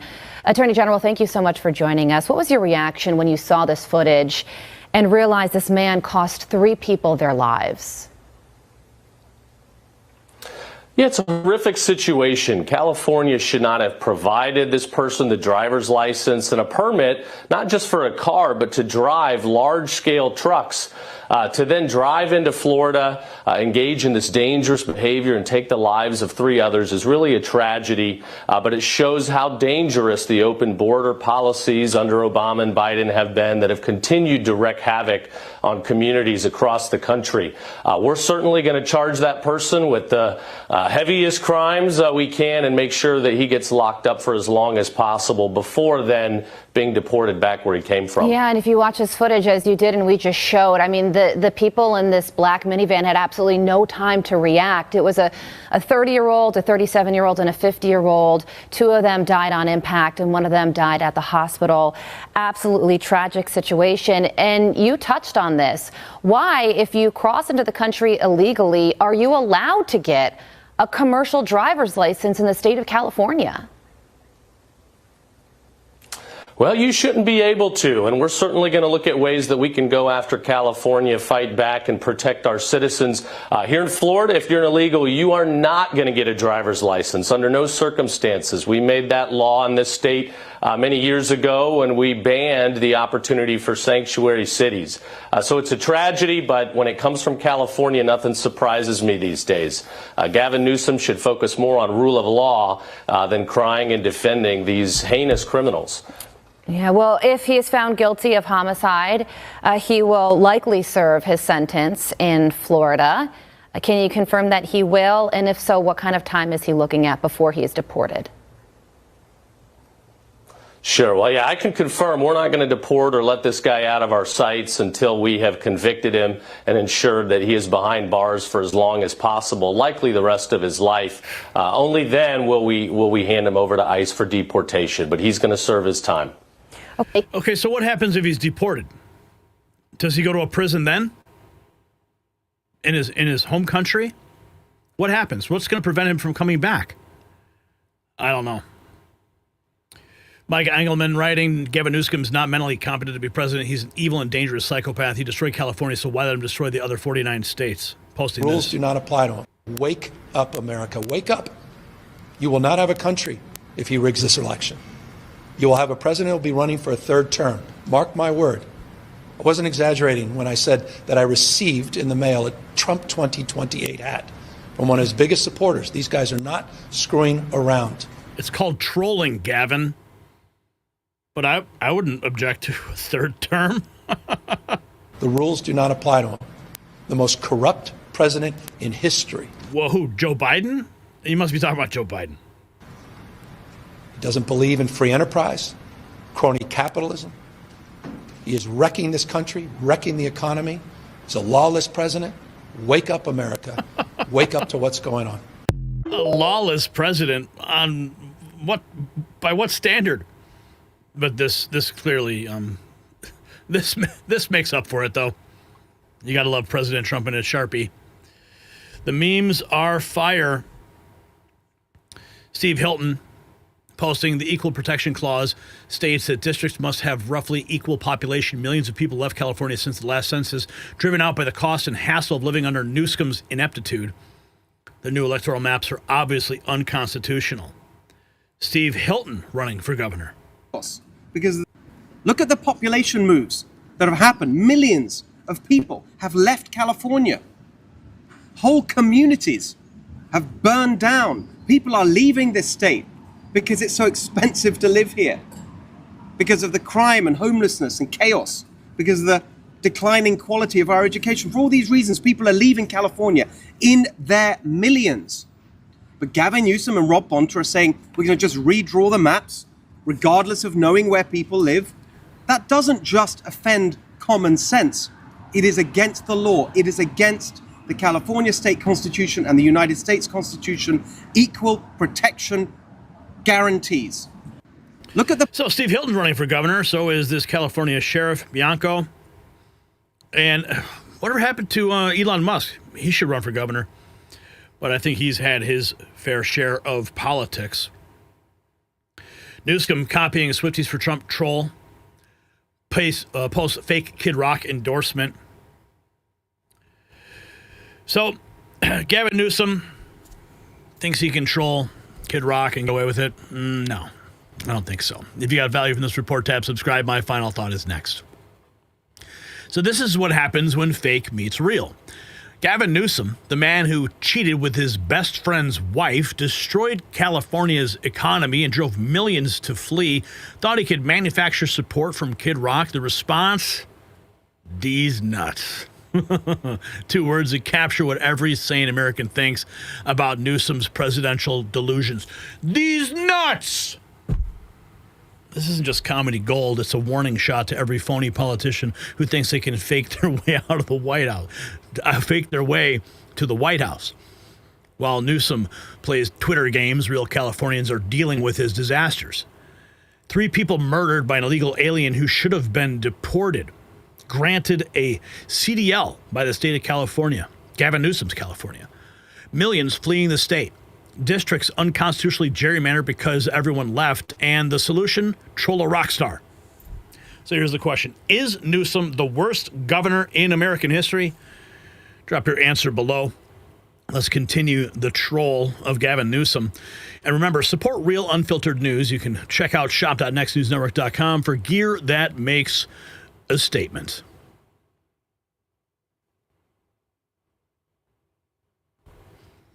All right, let's see where we're going with this. No new super chats to speak of. You guys keep on sharing. Drop a 1 in the chat room if you have actually text the link to a friend to tune in. So I can see the numbers. Right now, 769. Let's see if we can get those numbers up and see really just how effective you guys are. Text this link to your friends right now. That's 769 on YouTube. On X, looks like we've got, let's see where we're at on X. 1,269 on Rumble, 111 viewers. Nobody watching on LinkedIn. That's funny. We actually streamed this show to LinkedIn, and the numbers there are pretty dismal. But hey, if we reach 1 person on LinkedIn, that's all that matters. Okay, and that's why texting the link to whoever you think needs to see this show makes a difference. Okay, let's see here. What is our answer? You guys said Ted Nugent with the crossbow, and you were correct. Yeah, baby.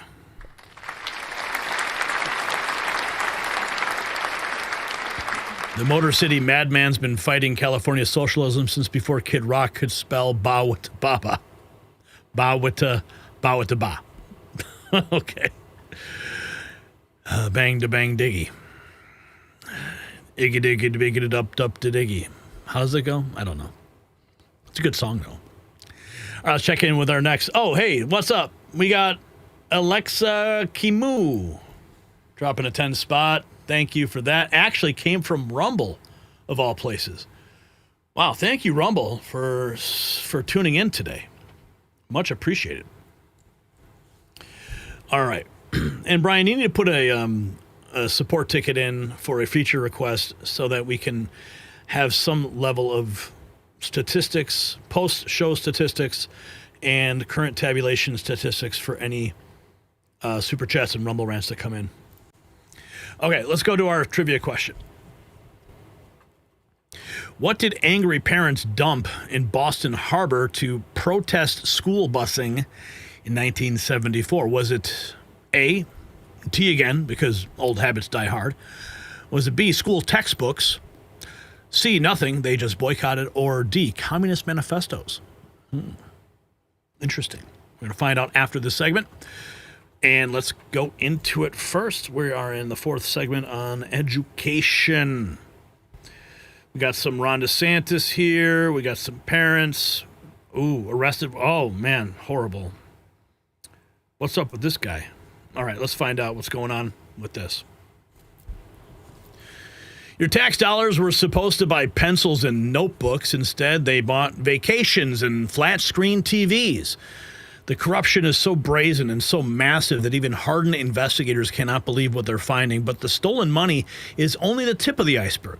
What's happening in our schools goes even deeper, into the classrooms, into the unions, into the very minds of our children. Teachers arrested for unspeakable crimes, activists bragging about radicalizing kids, test scores plummeting while indoctrination soars. The education establishment thought they could hide it forever. And then Trump's team started digging. And what they found will shock every parent in America. So keep on watching. And while corrupt administrators steal millions meant for your kids' education, parents need to focus on what they can control, including their own health, to stay strong for the fight ahead. As we age, our body's collagen production declines, affecting our energy and our resilience, and that's why I've relied on ageless multi-collagen for years. It includes 5 key types of collagen, perfectly blended for faster absorption. Just like we're fighting to restore integrity to our schools, we need to restore our bodies too. Every order helps feed hungry children through NoKidHungry.org. Get 51% off at healthwithgary.com and join the battle. Okay, so check this out. This is just in from Governor DeSantis out of Florida, announcing legal action against 2 major textbook publishers that have been exploiting our school districts at the expense of our taxpayers, at the expense of our students. Damages, we're holding them accountable for a different reason. Today, we're announcing that we're taking action against 2 major textbook publishers that have been exploiting our school districts at the expense of our taxpayers and at the expense of our students. Through a whistleblower complaint filed with the Attorney General's office, the state of Florida has learned that some of our school districts were being overcharged by millions of dollars for these instructional materials. Florida Attorney General James Uthmeyer took immediate action, and he has led the state filing a lawsuit against McGraw-Hill and Savas Learning for violating state law and taking away valuable resources from Florida schools. When textbook publishers apply to be placed in the state's adopted textbook list, they agree in writing to automatically reduce the price of instructional materials to the district school board to match reductions that have been made in other places throughout the United States of America. And that was not being done by these 2 textbook companies. The complaint filed by the Attorney General states that there have been at least 5,900 instances of overcharges by these textbook publishers. One example, right here in Osceola County School District, overcharge of more than $279,000. Now, with treble damages available, not including civil penalties or the attorney's fees and court costs, that amounts to Savas Learning having a potential liability of more than $837,000 in damages for just 1 textbook sold to 1 school district in just 1 year. Another example is 1 book title that was sold at a discount to Miami-Dade Public Schools, but sold at higher prices in 9 other Florida school districts. The aggregate overcharge totals more than $250,000. So this is a clear indication that Florida law was not being followed by either McGraw-Hill or Savas Learning. The civil penalties for this alleged textbook fraud could amount to between $37.5 million and $60.5 million between the 2 publishers. And so this is something that's significant. It's something that those resources should be going to the school districts, to the teachers, and doing ways that are going to be productive, not to pad the profits of textbook companies who are not following the letter of the law. So I want to thank the Attorney General for being on. Oh, my goodness. Today in St. Cloud, I announced Florida's filed a major lawsuit against textbook publishers McGraw-Hill and Savas Learning for overcharging school districts. And we have this: millions of Arizona taxpayer dollars meant for scholarships and school items spent by parents on luxury items after Superintendent of Public Instruction reportedly directed the program to approve all grant requests under $2,000 without any questions. Holy cow. This education. An exclusive investigation now on what your tax dollars are buying for home and private school families using those empowerment scholarships. It's hard to believe, but education tax dollars have been used for Kenmore appliances, luxury resorts, and even diamond rings. The I-Team's Craig Harris has been investigating this education experiment, and he's here with the details. What'd you find, Craig? Hey, Mark and Troy, good evening. We've told you earlier this month that State Schools Chief Tom Horn was approving all education voucher spending dollars under $2,000, no question asked. There have been over 1 million empowerment scholarship requests since last November, totaling $124 million. Through a public records request, we have the details of what you bought for ESA families.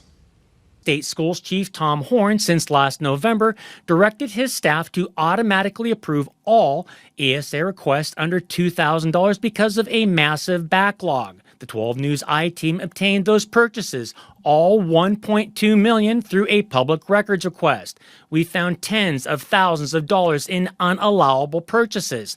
They include over 200 Apple iPhones, over 50 smart big screen TVs, luxury clothing, lingerie, corsets and maternity wear, gift cards, airline tickets, resorts, gasoline purchases, Omaha steaks, and even dog food. 12 News also found nearly $2,000 in payments went for a purse, a person named me, Jamie the Tutor.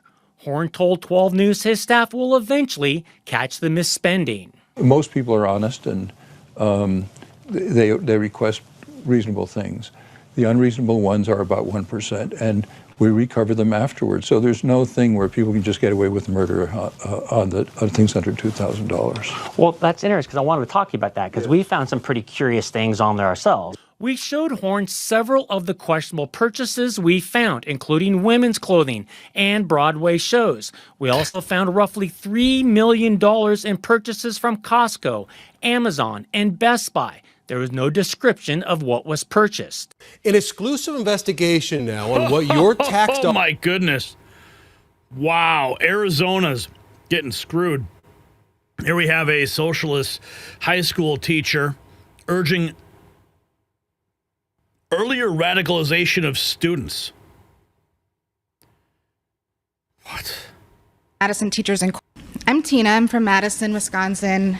Lifetime Madison, Wisconsin. Member of the Teaching Assistants Association, which is an AFT. I'm also a lead steward in the Madison Teachers Incorporated because I left higher education and work in a high school now.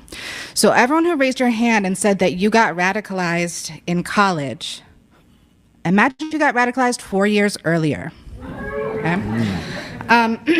There's a dialectic between these organizations, but there are some major differences. High schools are a cross-section of our community. So when we look around higher ed and we're like, why is everyone so white and rich here? Look at the public schools. Now, people do a lot of research on like, what's going wrong in public schools? Why are children struggling to read? Why are there these dropout rates? And they all say, well, not all, but a lot of people point to teacher preparation programs, which is in part a backhanded way to challenge teachers' unions, right? And I do want to say there is no organization that does more to improve the conditions of the lives of children than teachers' unions. And I have 3 minutes. So we need to train high schoolers how to organize. High school teachers, our hands are really tied. They're banning books, they're cutting funding, and we all, like, if you have children in school and they're in a club, that teacher is not paid for that time, whoever is advising them. They're going in on their lunches. Y'all know, it's a lot. Okay, we help children. The next thing. I used to, when I was a graduate student organizer, I was always saying we need to organize undergraduates to join in this struggle because we're students and workers. And now I just want to say, because I think a lot of people here are in higher ed, like, work with the high schools, connect with the teachers unions, connect with your kids' teachers, give them, I'm going to be honest, give us money. Like on Teacher Appreciation Day, send a gift card to your high school teachers. Elementary school teachers get it, high school don't. Or like, whatever, just offer material support whenever you can. Show up at their protests, like send an email and say that you support them, because school boards listen to families. Follow your school board of the local public schools, follow them on social media, go to those meetings if you can, but like small policy changes will transform your city. That's how we get people into higher education, is through having strong public schools. Now, I want to say, if you're on campus and you're organizing, you have a school of education, probably, right? There's a place where people learn how to become teachers. Why are K-12 teachers overwhelmingly white and from like well-to-do families or rural areas? Higher education is a really hostile space for students of color. I'm not going to explain that, but thank you much. Yeah, I mean, no, I'm not stopping you. I'm just letting you know we're at 3 minutes, but it's fine. Continue. Okay, sorry, 30 seconds. University of Wisconsin-Madison is one of the top schools of education in the country. It used to be 300 students applied every year for the School of Ed, 200 were rejected. Now we accept everyone, they go into classrooms, it's not for them. That means there's 200 people every year in my city who want to do good and are willing to do extra work for no money and spend an entire year unpaid in student teaching, and they're just kind of lost, right? So now you heard it from her. How they want to indoctrinate your kids. Oh, and speaking of indoctrinating your kids, here's this. A second Wisconsin teacher. Okay. Now that person was from Madison, Wisconsin. She said she was working in higher education. Now she's in high school. Here's a second Wisconsin teacher arrested for sexual misconduct of students. This is just 24 hours ago. Rivercrest Elementary quiet in these waning weeks of summer. But according to court documents, this was the site of not one, but two series of crimes committed by two different but connected teachers against two different fifth grade students. We first learned about allegations against then 24-year-old Madison Bergman last year after she was charged with 10 felonies related to what she allegedly described in text messages as, quote, making out and touching one of her fifth grade students. Last May, Bergman and fellow teacher Abigail Faust both resigned from the school while Bergman's case unfolded. Now the 24-year-old Faust faces 4 counts of her own. In a criminal complaint first filed Monday, Faust is accused of knowing about the relationship between Bergman and the student with whom she was involved and not reporting it. But the complaint also documents through Bergman's text messages, other student accounts, and eventually the student himself, an inappropriate relationship between Faust and a fifth grade student in her class. At one point, the student, now 12 years old, told a Hudson police detective, quote, after school that day and after all the other students had left, Faust pushed victim 2 up against the wall and kissed him on the cheek. Victim 2 stated that it made him feel uncomfortable and scared. The complaint also notes, quote, when asked about how he feels about Ms. Faust, he stated that he never wants to see her again. Oh Rivercrest. Yeah, these are the people teaching your kids. Let's take a listen here.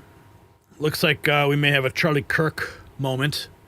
In 10 years from now. I just wanted to ask you, what do you say to those that are against homeschooling? Well, they can apply for a job from you in 10 years from now. So.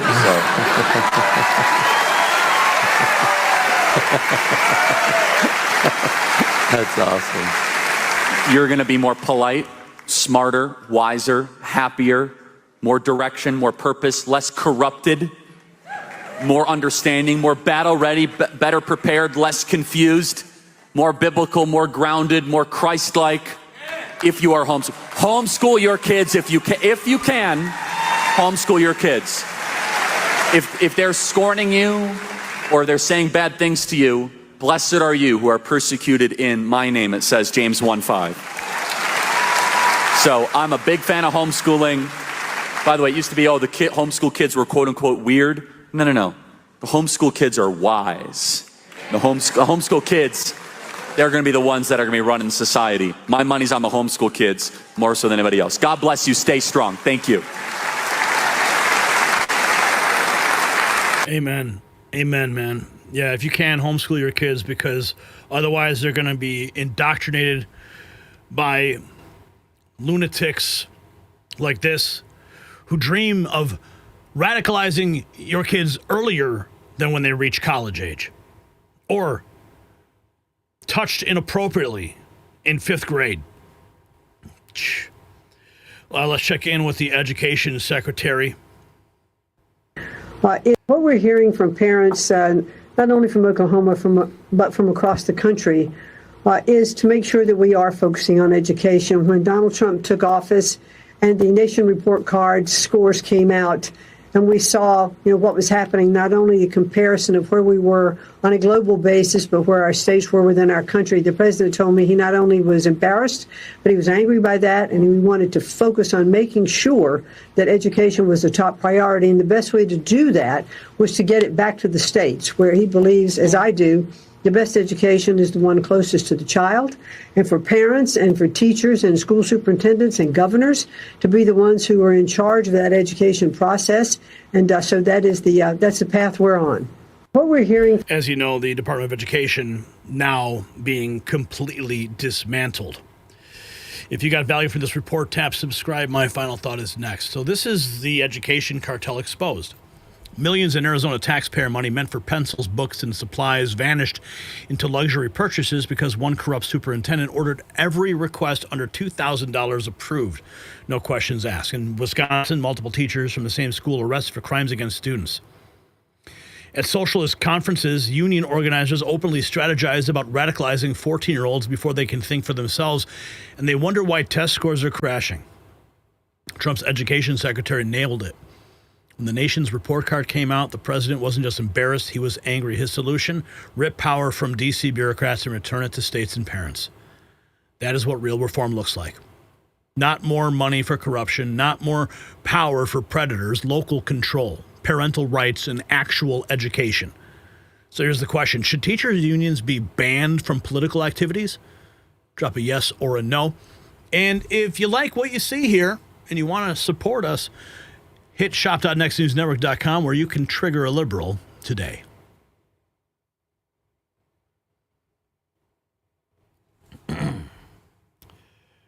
Okay, we are getting into no more super chats.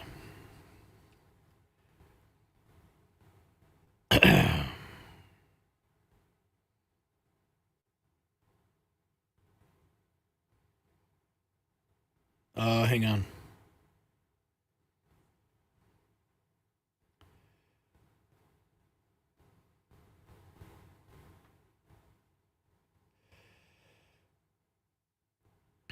Okay, let's see here. No super chats. Okay, so what was the what do you guys say the answer was? Wait, I don't see the answer. I got to refresh the screen. The answer was nothing, though. They boycotted Boston parents. They said nothing. They said nothing? What do you mean? Oh, they said nothing. Okay. All right, sorry.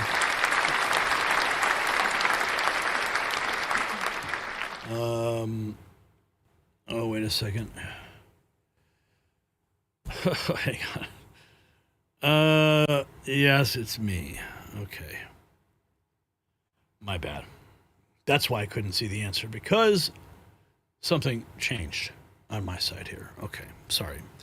All right, yes, you guys said nothing. They boycotted Boston parents. The boycotted what? They boycotted Boston parents, kept kids home for months in 74, proving peaceful resistance beats property damage. Okay, whatever that means. Okay, sorry, I'm getting distracted here.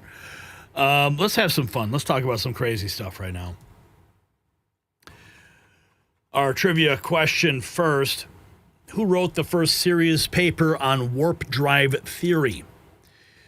Was it Miguel Alcubierre in 1994?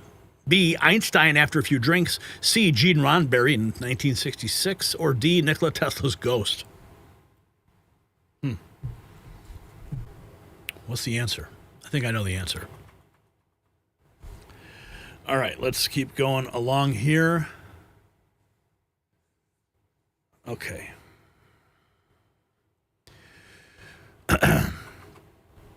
They said it was impossible. They laughed at the dreamers. They mocked anyone who dared suggest we could travel faster than light. Those people are awfully quiet today because what science has just announced changes everything you thought you knew about the limits of human potential. No more exotic matter, no more theoretical impossibilities, just pure peer-reviewed physics that actually works, and the implications are staggering. The old guard is terrified because if they've been lying about this, then what else have they been hiding? Former defense contractors are breaking silence. Classified programs are leaking details, and the technology that could take us to the stars isn't coming someday. It's actually here now. So buckle up for this one. Now, before we jump into today's news, here's a quick word from our sponsor. Hyperbit Technologies, trading under HYPAF on the U.S. market. As President Trump puts the spotlight on crypto and pushes forward policies to keep America ahead in the digital asset race, Hyperbit is charging ahead with next-generation crypto mining technology, expanding on their multi-million-dollar crypto treasury that already includes Bitcoin and Ethereum, and aiming to position itself to benefit from pro-innovation laws and executive orders. Now, this is a complete diversified company that gives you one-stop exposure to the entire crypto sector without having to pick and choose individual projects. Honestly, I could talk about Hyperbit all day, but Trump's bold pro-crypto stance says it all. For everything you need to know, check out the link in the description, hyperbit.ca, linked below. So we've got some interesting news that has just been breaking in the last couple of days. This is it. Scientists have now announced a real warp drive design. No sci-fi, no Star Trek props. For the first time, physicists have a warp drive model that works without impossible negative energy. And here is what it means for humanity. The warp drive bends space-time itself, squashing space in front, stretching it behind, so you travel faster than light without breaking Einstein's rules. Imagine going from Earth to Alpha Centauri in days and not decades. So, what is warp drive technology? Well, one of my favorite follows is Ashton Forbes, posting this in April. Warp drive and negative energy for dummies. You make a powerful burst of electromagnetic energy in one spot, the tear in space-time will equalize and close quickly. This is gravity manipulation. Available. How do conditioned photons generate negative energy? If we generate an intense enough beam of energy focused in one spot, this will tear apart the fabric of space-time itself, creating shock waves, pressures which we call gravity, anti-gravity, and gravitational waves. The faster the tear moves, the more energy spews forth, enough speed and the tear practically holds itself open. Such is the energy available. But we can do better. Focus a beam of conditioned photons, and we can create a tear in the fabric of the atomic forces as well. An incredibly energetic tear, and a disproportionately powerful space-time ripple. But this ultimate void of material energy cannot remain open. It must close, drawing in its surroundings. As it does so, we have negative energy. This is gravity. And this is how we can make a spacecraft fly faster than the beam of light. Well, well, well. Warp drive technology. Negative energy signatures, Ashton Forbes also. If you expand space, then that area will cool down and form fog. Expanding space is equivalent to negative energy in Miguel Alcubierre's warp drive metric. The plasma orbs in the MH370 videos are using warp drive negative energy density for endothermatic propulsion, creating an artificial gravity well. Now, if you're not familiar with Ashton Forbes' work on the MH370 flight that disappeared, I encourage you to dive deeper. One of the most revealing investigations that exposes scientific technology that the government has that they refuse to release. You can see, actually, this is some of the video here. Let's watch. It's going to rapidly. Could you work this in reverse and use the vapor formation and the gravitational lensing effects to predict the magnitude of the drive, the magnitude of space-time contraction or expansion? I'm not sure about the actual magnitude. I think it's a yes or no answer. Yes, it's producing a vapor cone, or no, it's not. So here is a diagram on the left showing the spatial compression. The way I described it in the book was, imagine you've compressed 10 cubic feet of space down to 1 cubic foot compared to normal space, relative to normal space. Let's use the right terms here. And then as it's traveling along at, say, 100 kilometers an hour, the air that it's passing through was in a 1 foot cube, and now it suddenly finds itself in a pocket of space 10 cubic feet in size.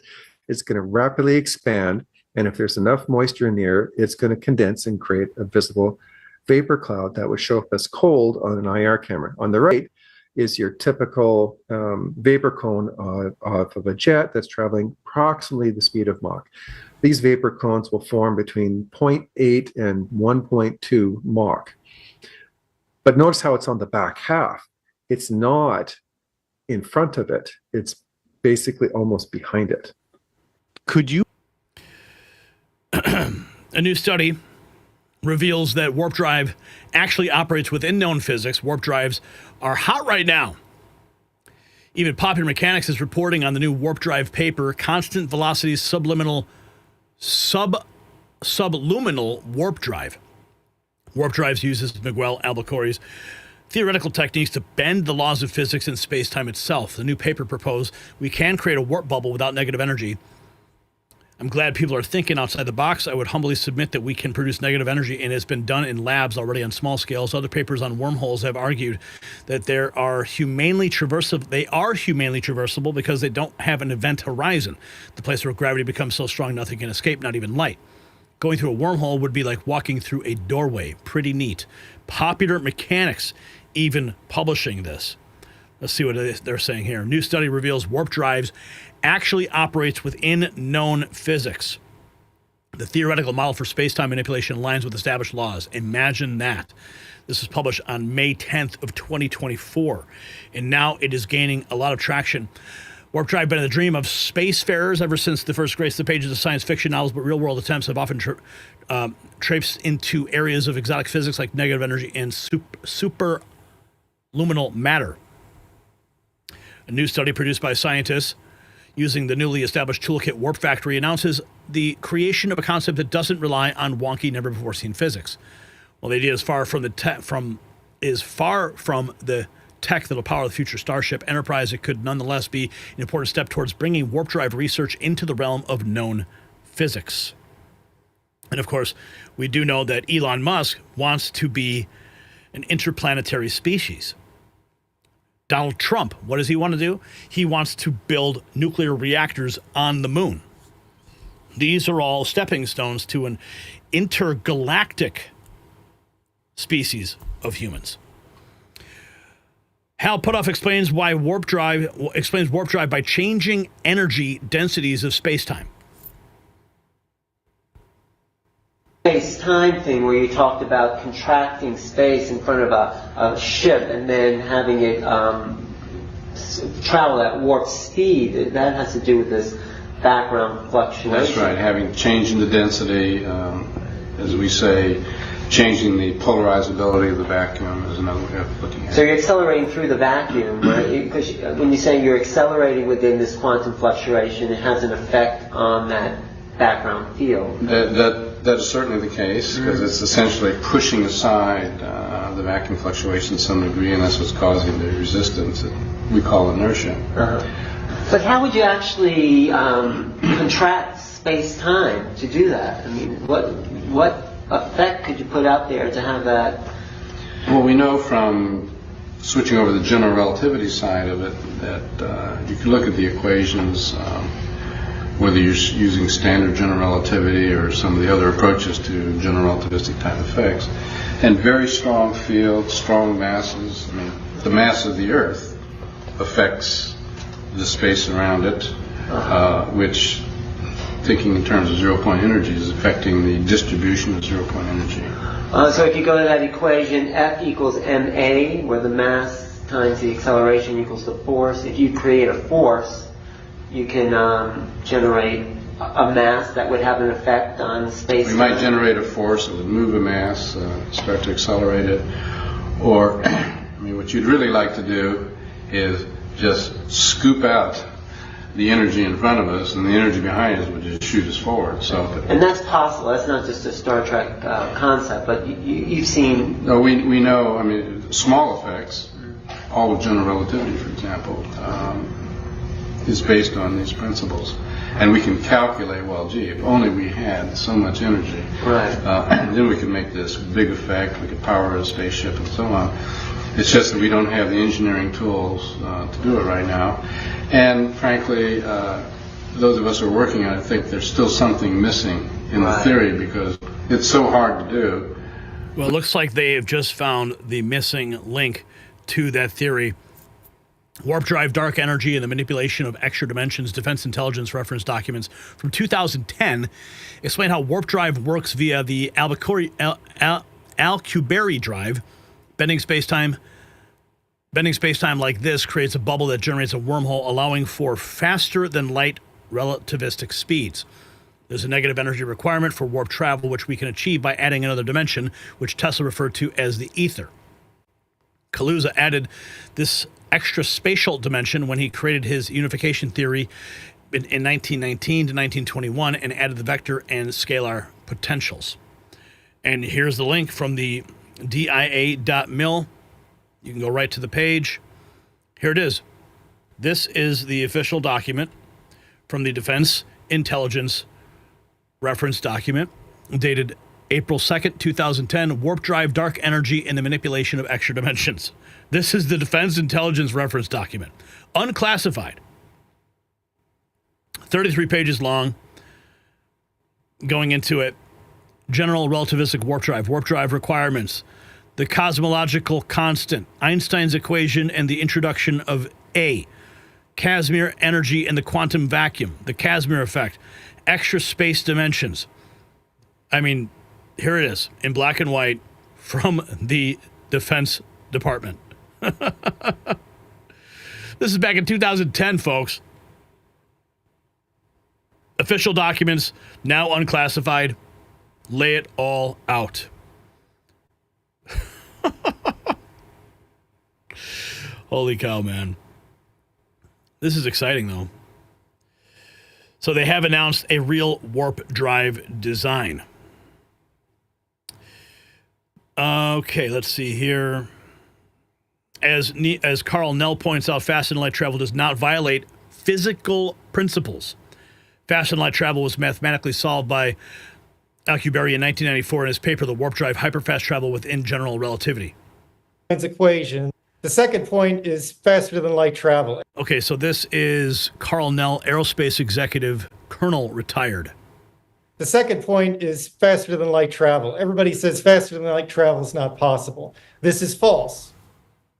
Miguel Alcubierre, a postgraduate student at the University of Mexico in 1994, solved Einstein's equations for an effective faster than light mechanism. NASA has investigated this. Everyone accepts his solution as valid.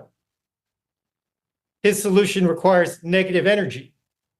In 1960, quantum physics demonstrated or predicted the reality of negative energy. In the 90s, the Casimir effect was demonstrated in the laboratory. The Casimir effect demonstrates negative energy. The expansion of the universe, which is caused by dark energy, is negative energy. So we have a solution to Einstein's equations that allow effective faster than light travel. We've got the existence of negative energy proven. This isn't an engineering solution. This isn't a means where we can go and do this, but theoretically it's possible. The second point is faster than light travel. Wow. This is not just Star Trek anymore, folks.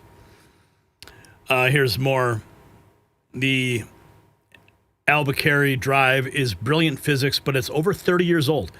Daniel Davis explores 13 modern warp drive concepts that overcome the limitations of the original design. Let's check in with this clip. But when the average person hears the word warp drive, they think Star Trek. But more technically minded people think of the Alcubierre drive. But the reason that I wanted to record this was the Alcubierre drive is 31 years old now, and there have been many, many iterations and variations on this that have come along since then. And so one of the things that I hear fairly often is people saying, well, you can't do that because of Alcubierre's negative energy requirement or this, that, and the other thing, right? And I think one of the challenges is subsequent physicists and authors have come along and revised that, lowered the energy requirements, and made warp drive more feasible. So I wanted to run through kind of a top 10 list, if you're open to that. Yeah, that works for me. Like you said, Alcubierre is 31 years now. He first came up with his formulation in 1994. Now, if we're talking about comparing the history, so to speak, of this idea of gravitational propulsion, so to speak, really, if we want to talk about warp drive, before we even talk about Alcubierre, we need to back it up to 1957 to Hermann Bondy and talk about he had kind of like a proto warp idea. So during the Chapel Hill conference in 1957, he was talking about how in general relativity it allows for both negative and positive mass solutions. They were talking more at the time of the popular thing where that would come up was the Einstein-Rosen bridge, or the wormhole, as it's more known today. But what he was suggesting is that if you just place one of these regular positive masses, like everything around us, next to a negative mass, the negative mass is going to chase the positive mass, while the positive mass is going to be repelled away from the negative mass. So they will go accelerate off together to unbounded accelerations, and then, there could be problems from that, and then they start introducing positivity conditions, and then that kind of sort of leads us up to 1994 with Alcubierre. When the average... Oh my goodness, man, this is crazy. Okay, 0 point energy. Howard Puthoff answers, can you go faster than the speed of light? Discussing Alcubierre warp drive metric and engineering of space-time. Doc Brown would be so proud. Can't go faster than the speed of light. Can you go faster than light? Okay, in the Alcubierre warp drive, of course, the main requirement he's trying to meet was to, quote, beat the speed of light. And, you usually hear where Einstein said you can't go faster than the speed of light. Well, that's something out of special theory of relativity. And it really is that you can't take an object and speed it up and then through the light barrier, because it would take an infinite amount of energy and mass to do it. But it turns out it's a faulty conclusion to say, therefore, you can't go faster than the speed of light, because once you get into general relativity, you have some options. The options are to change the properties of space itself, so that locally, the velocity of light is engineered to be faster than the usual value. So in fact, in the Alcubierre warp drive, it isn't exactly that you're beating the speed of light locally. In fact, you're not. And therefore, the terms like the amount of mass and energy that ordinarily blow up, you don't have that problem, because you're not actually beating the local speed of light. But if you're able to engineer the local speed of light to be 100 times higher than it is elsewhere, then to an observer, you're speeding along at 100 times the velocity of light without actually violating the deep fundamentals of what it means to not beat the speed of light. And the best way to explain how it is, how it comes about, is that it's actually the idea of stretching space, expanding space on one side of the craft and shrinking space on the other, so that you're not only moving forward through space, space itself is like moving forward on a rubber sheet, while at the same time you're pulling the rubber sheet and expanding it. So then relative to the outside environment, you can be going at, say, the speed of light along the rubber sheet, but if the rubber sheet itself is moving relative to the rest of the universe, then your net motion is faster than the speed of light. So that's sort of the technical aspect. And one of the nice consequences of the mathematics of the particular solution he came up with is by expanding on one side of the spaceship and shrinking it on the other side, you end up setting a tilt in space so that you're actually sort of surfing a wave of the underlying space-time structure, or the underlying zero-point energy vacuum C. Many ways you can talk about it. And so, oh my God. Yeah, is this over your head yet? Because these guys are talking huge. Here's Trump, though. July. It's so crazy. Warp drive and free energy in the form of compact fusion reactors exist in 99% of people have no idea. We're only a few years away from free energy microchips in our phones, and no one will understand how it works. Here's Trump. Than anybody, not even close. So nobody's going to do that. And we're very powerful. This country is very powerful. So let me tell you, it's far more powerful than people understand. We have weaponry that nobody has any idea what it is, and it is the most powerful weapons in the world that we have. more powerful than anybody, not even close. So nobody's going to do that. And we're very powerful. This country is very powerful. We have weapons that nobody even knows about. Scientists announced a physical warp drive is now possible. A warp drive on a chip. Former Lockheed Skunk Works RevTech program head Charles Chase discusses diode-based propellantless space drives, ZPE generators, nanotech matching, antimatter shielding, and the Unlab in the full interview. Let's listen to a clip from that. We make it just in. With the tunneling diode system that you're using, in theory, as you refine that, do you think that that's something that you might be able to put on a chip and basically amplify the power thousands or millions of times? Yeah, so that's the way we make it. We make it just in a regular semiconductor fab, and we do it on a silicon wafer, and you can make an array of diodes, across the wafer, so you can have millions of diodes, all generating forces, and those all add up together, so that way you can generate with these very microstructures really large forces. And, the first application we're looking at is for space propulsion, because it's, you don't need much force. But as the technology matures, just kind of like Sonny's and Garrett's, they're generating a little current right now. As we understand more about the mechanism and the physics, of course, that's going to increase. We'll be able to generate more, I would think.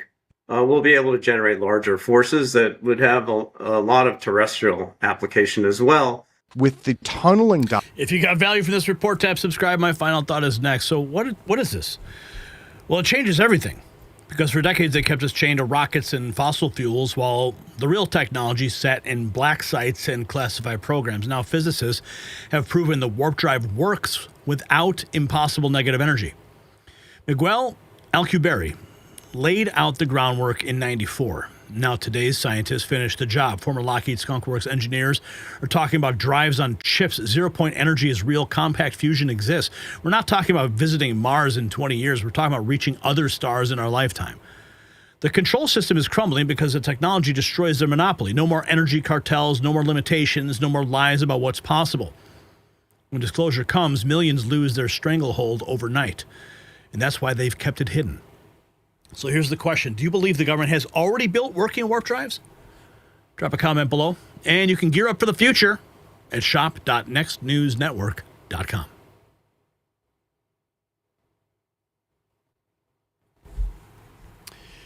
All right, Resto Guy dropping a 20 spot. Thank you, sir. We're at... That's weird. How come it doesn't show me?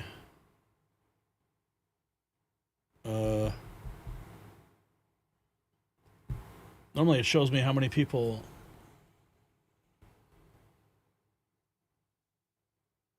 have donated. Oh, I think because I'm on the wrong channel. That's why. How bizarre. Okay, let's go to, that's what I want to do. So strange.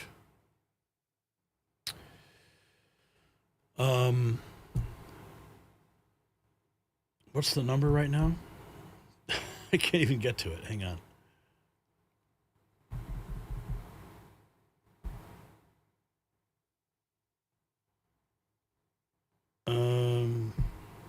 Jeez, all these pop-ups.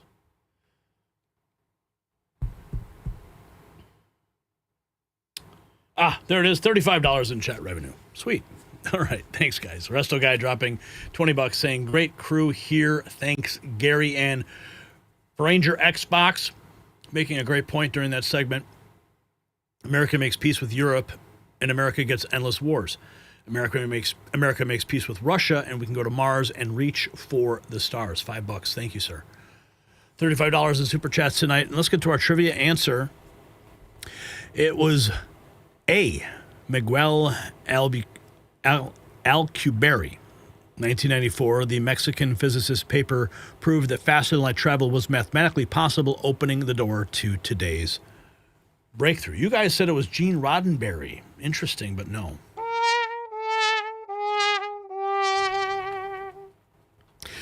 So, Patriots, what we've witnessed today isn't just news, it's history unfolding in real time. Trump has shattered every narrative that they sold you. Peace in Ukraine, he's making it happen, while the war profiteers gnash their teeth. 3.5 years of bloodshed ending with a phone call because a real leader demanded action tonight, not next month, while another 40,000 die. Our nation's capital transformed from a war zone into a functioning city again. 465 arrests and counting. MS-13 thugs who terrorized families for years finally meeting justice. Streets where mothers feared to walk now safe again. Judge Dean Pirro walking away from television to fight for those 45 murdered teens whose cases went cold under corrupt leadership. The education racket exposed for the criminal enterprise it's become. Millions stolen in Arizona while teachers in Wisconsin prey on students and union bosses brag about radicalizing your children. And Trump's putting power back where it belongs with parents and states, not D.C. bureaucrats and activist predators. And yes, Kid Rock destroyed Gavin Newsom with 2 words that'll echo through history. D's nuts. That's right. That's what California's failed governor gets for faking endorsements while his state burns. The man who wants to be president can't even handle a tweet from a rock star. But here's what should really blow your mind. Yes, warp drive is real, not theory, not science fiction. Working physics that puts the stars within reach. Everything they said was impossible. Faster than light travel, zero-point energy, compact fusion, it's all breaking free from decades of suppression. So to everyone who sent in super chats and Rumble rants today, you guys are the backbone of independent media. Your support keeps truth flowing when big tech wants silence. Thank you for supporting us. And thank you for telling your friends about the raw feed. Thank you for texting them the link. Remember to keep sharing on social, because the algorithm can't stop person-to-person truth telling. Hit up our merch shop at shop.nextnewsnetwork.com and wear your support for real journalism proudly. From Alligator Alcatraz to President Otto Penn to our American Badass series, we've got gear that makes a statement. And that is what making America great again actually looks like. Not slogans, not promises, results. Peace breaking out, streets made safe, corruption exposed, technology unleashed. The old world that they built lies upon is crumbling. And the new world of truth and possibility is rising. So thank you for joining the Raw Feed today. Keep those comments coming. Keep sharing the truth and keep fighting for the America that we deserve. We'll see you next time, Patriots. Stay strong, stay informed, and never stop questioning. This is Gary Franchi for the Next News Network, signing off.